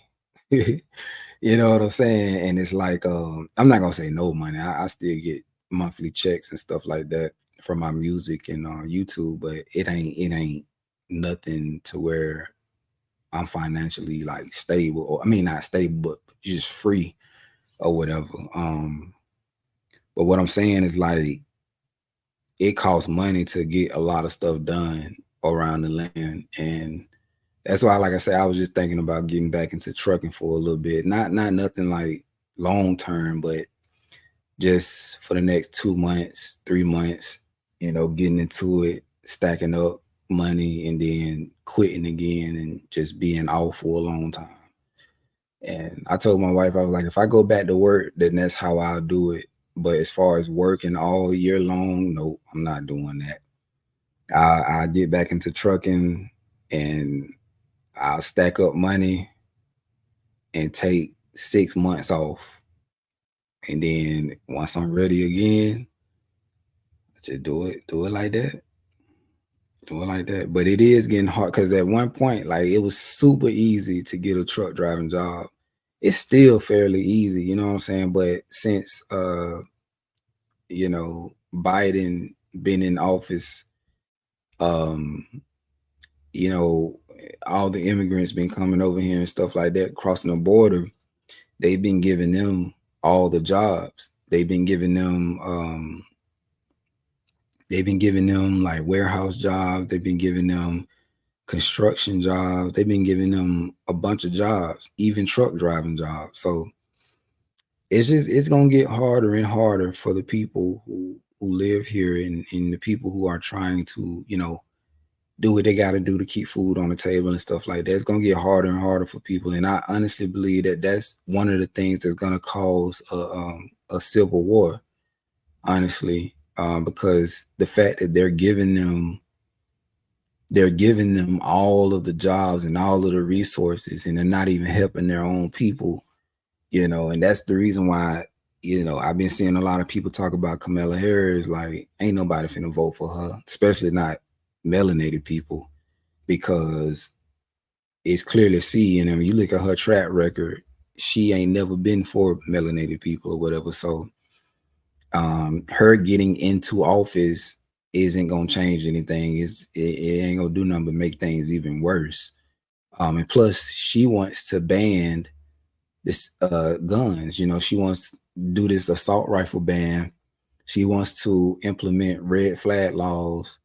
She wants to do all that basically, and then let her tell it. She want everybody freedom back or some bull is she talking about. But it's crazy because they talk about freedom, but then if you take away people's ability to defend themselves, you know what I'm saying, that ain't doing nothing but making them vulnerable. So in all actuality, listen, if you know your history, every government, I'm talking about all over the world, every government, what they did before they, went to war with the people was they disarmed the people, right? So, I mean, yeah, all that is going on, and yeah, so ain't nobody finna vote for her, man. And even when it comes to voting, we already know how it is, man. They not none of this stuff is real. It's all scripted. It's all scripted. And listen, we just gonna have to create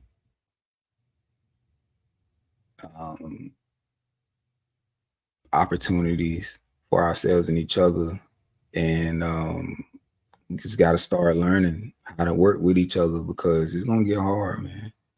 It's gonna get hard. But you said who you gonna drive for? I'm not sure. I really don't, because I want to do local. Me being in the situation that I'm in, local makes the most sense. But if it come down to it, then I'll go to dedicated. You know what I'm saying? And dedicated is where you stay, like, of course you do all of the state that you're in, but you do the surrounding states too. You know, it's like Texas, Louisiana, Arkansas, Missouri, Kansas, something like that. That would be the next option. But what I won't do is over the road. Like, I'm not doing that no more.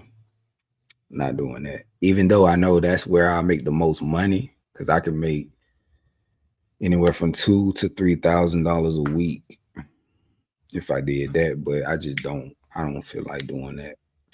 If my family can't go with me, then I don't want to do it. So yeah. You said you're built for it, tough brother. You got this. Thank you for that. Yes, I appreciate y'all. Look, I'm finna get off here and handle some business around here, but I appreciate love. Let me just say I appreciate love y'all for tuning in tonight. And like I say, don't let this be the end. Don't let this be the end. Keep having these conversations, okay? Everything that we talked about in the video tonight, all right? Keep it up. Keep it up. Talk amongst yourselves. You know what I'm saying? Talk with each other. Y'all continue to sharpen each other's iron. Y'all continue to help each other in areas where you need growth, right? Y'all keep doing that. Keep that up. We all we got, for real. So with that being said, peace, love, and light. Truly appreciate love, y'all. And I might go live again next week. It all depends. We'll see what I got going on, but I love y'all, man. Peace.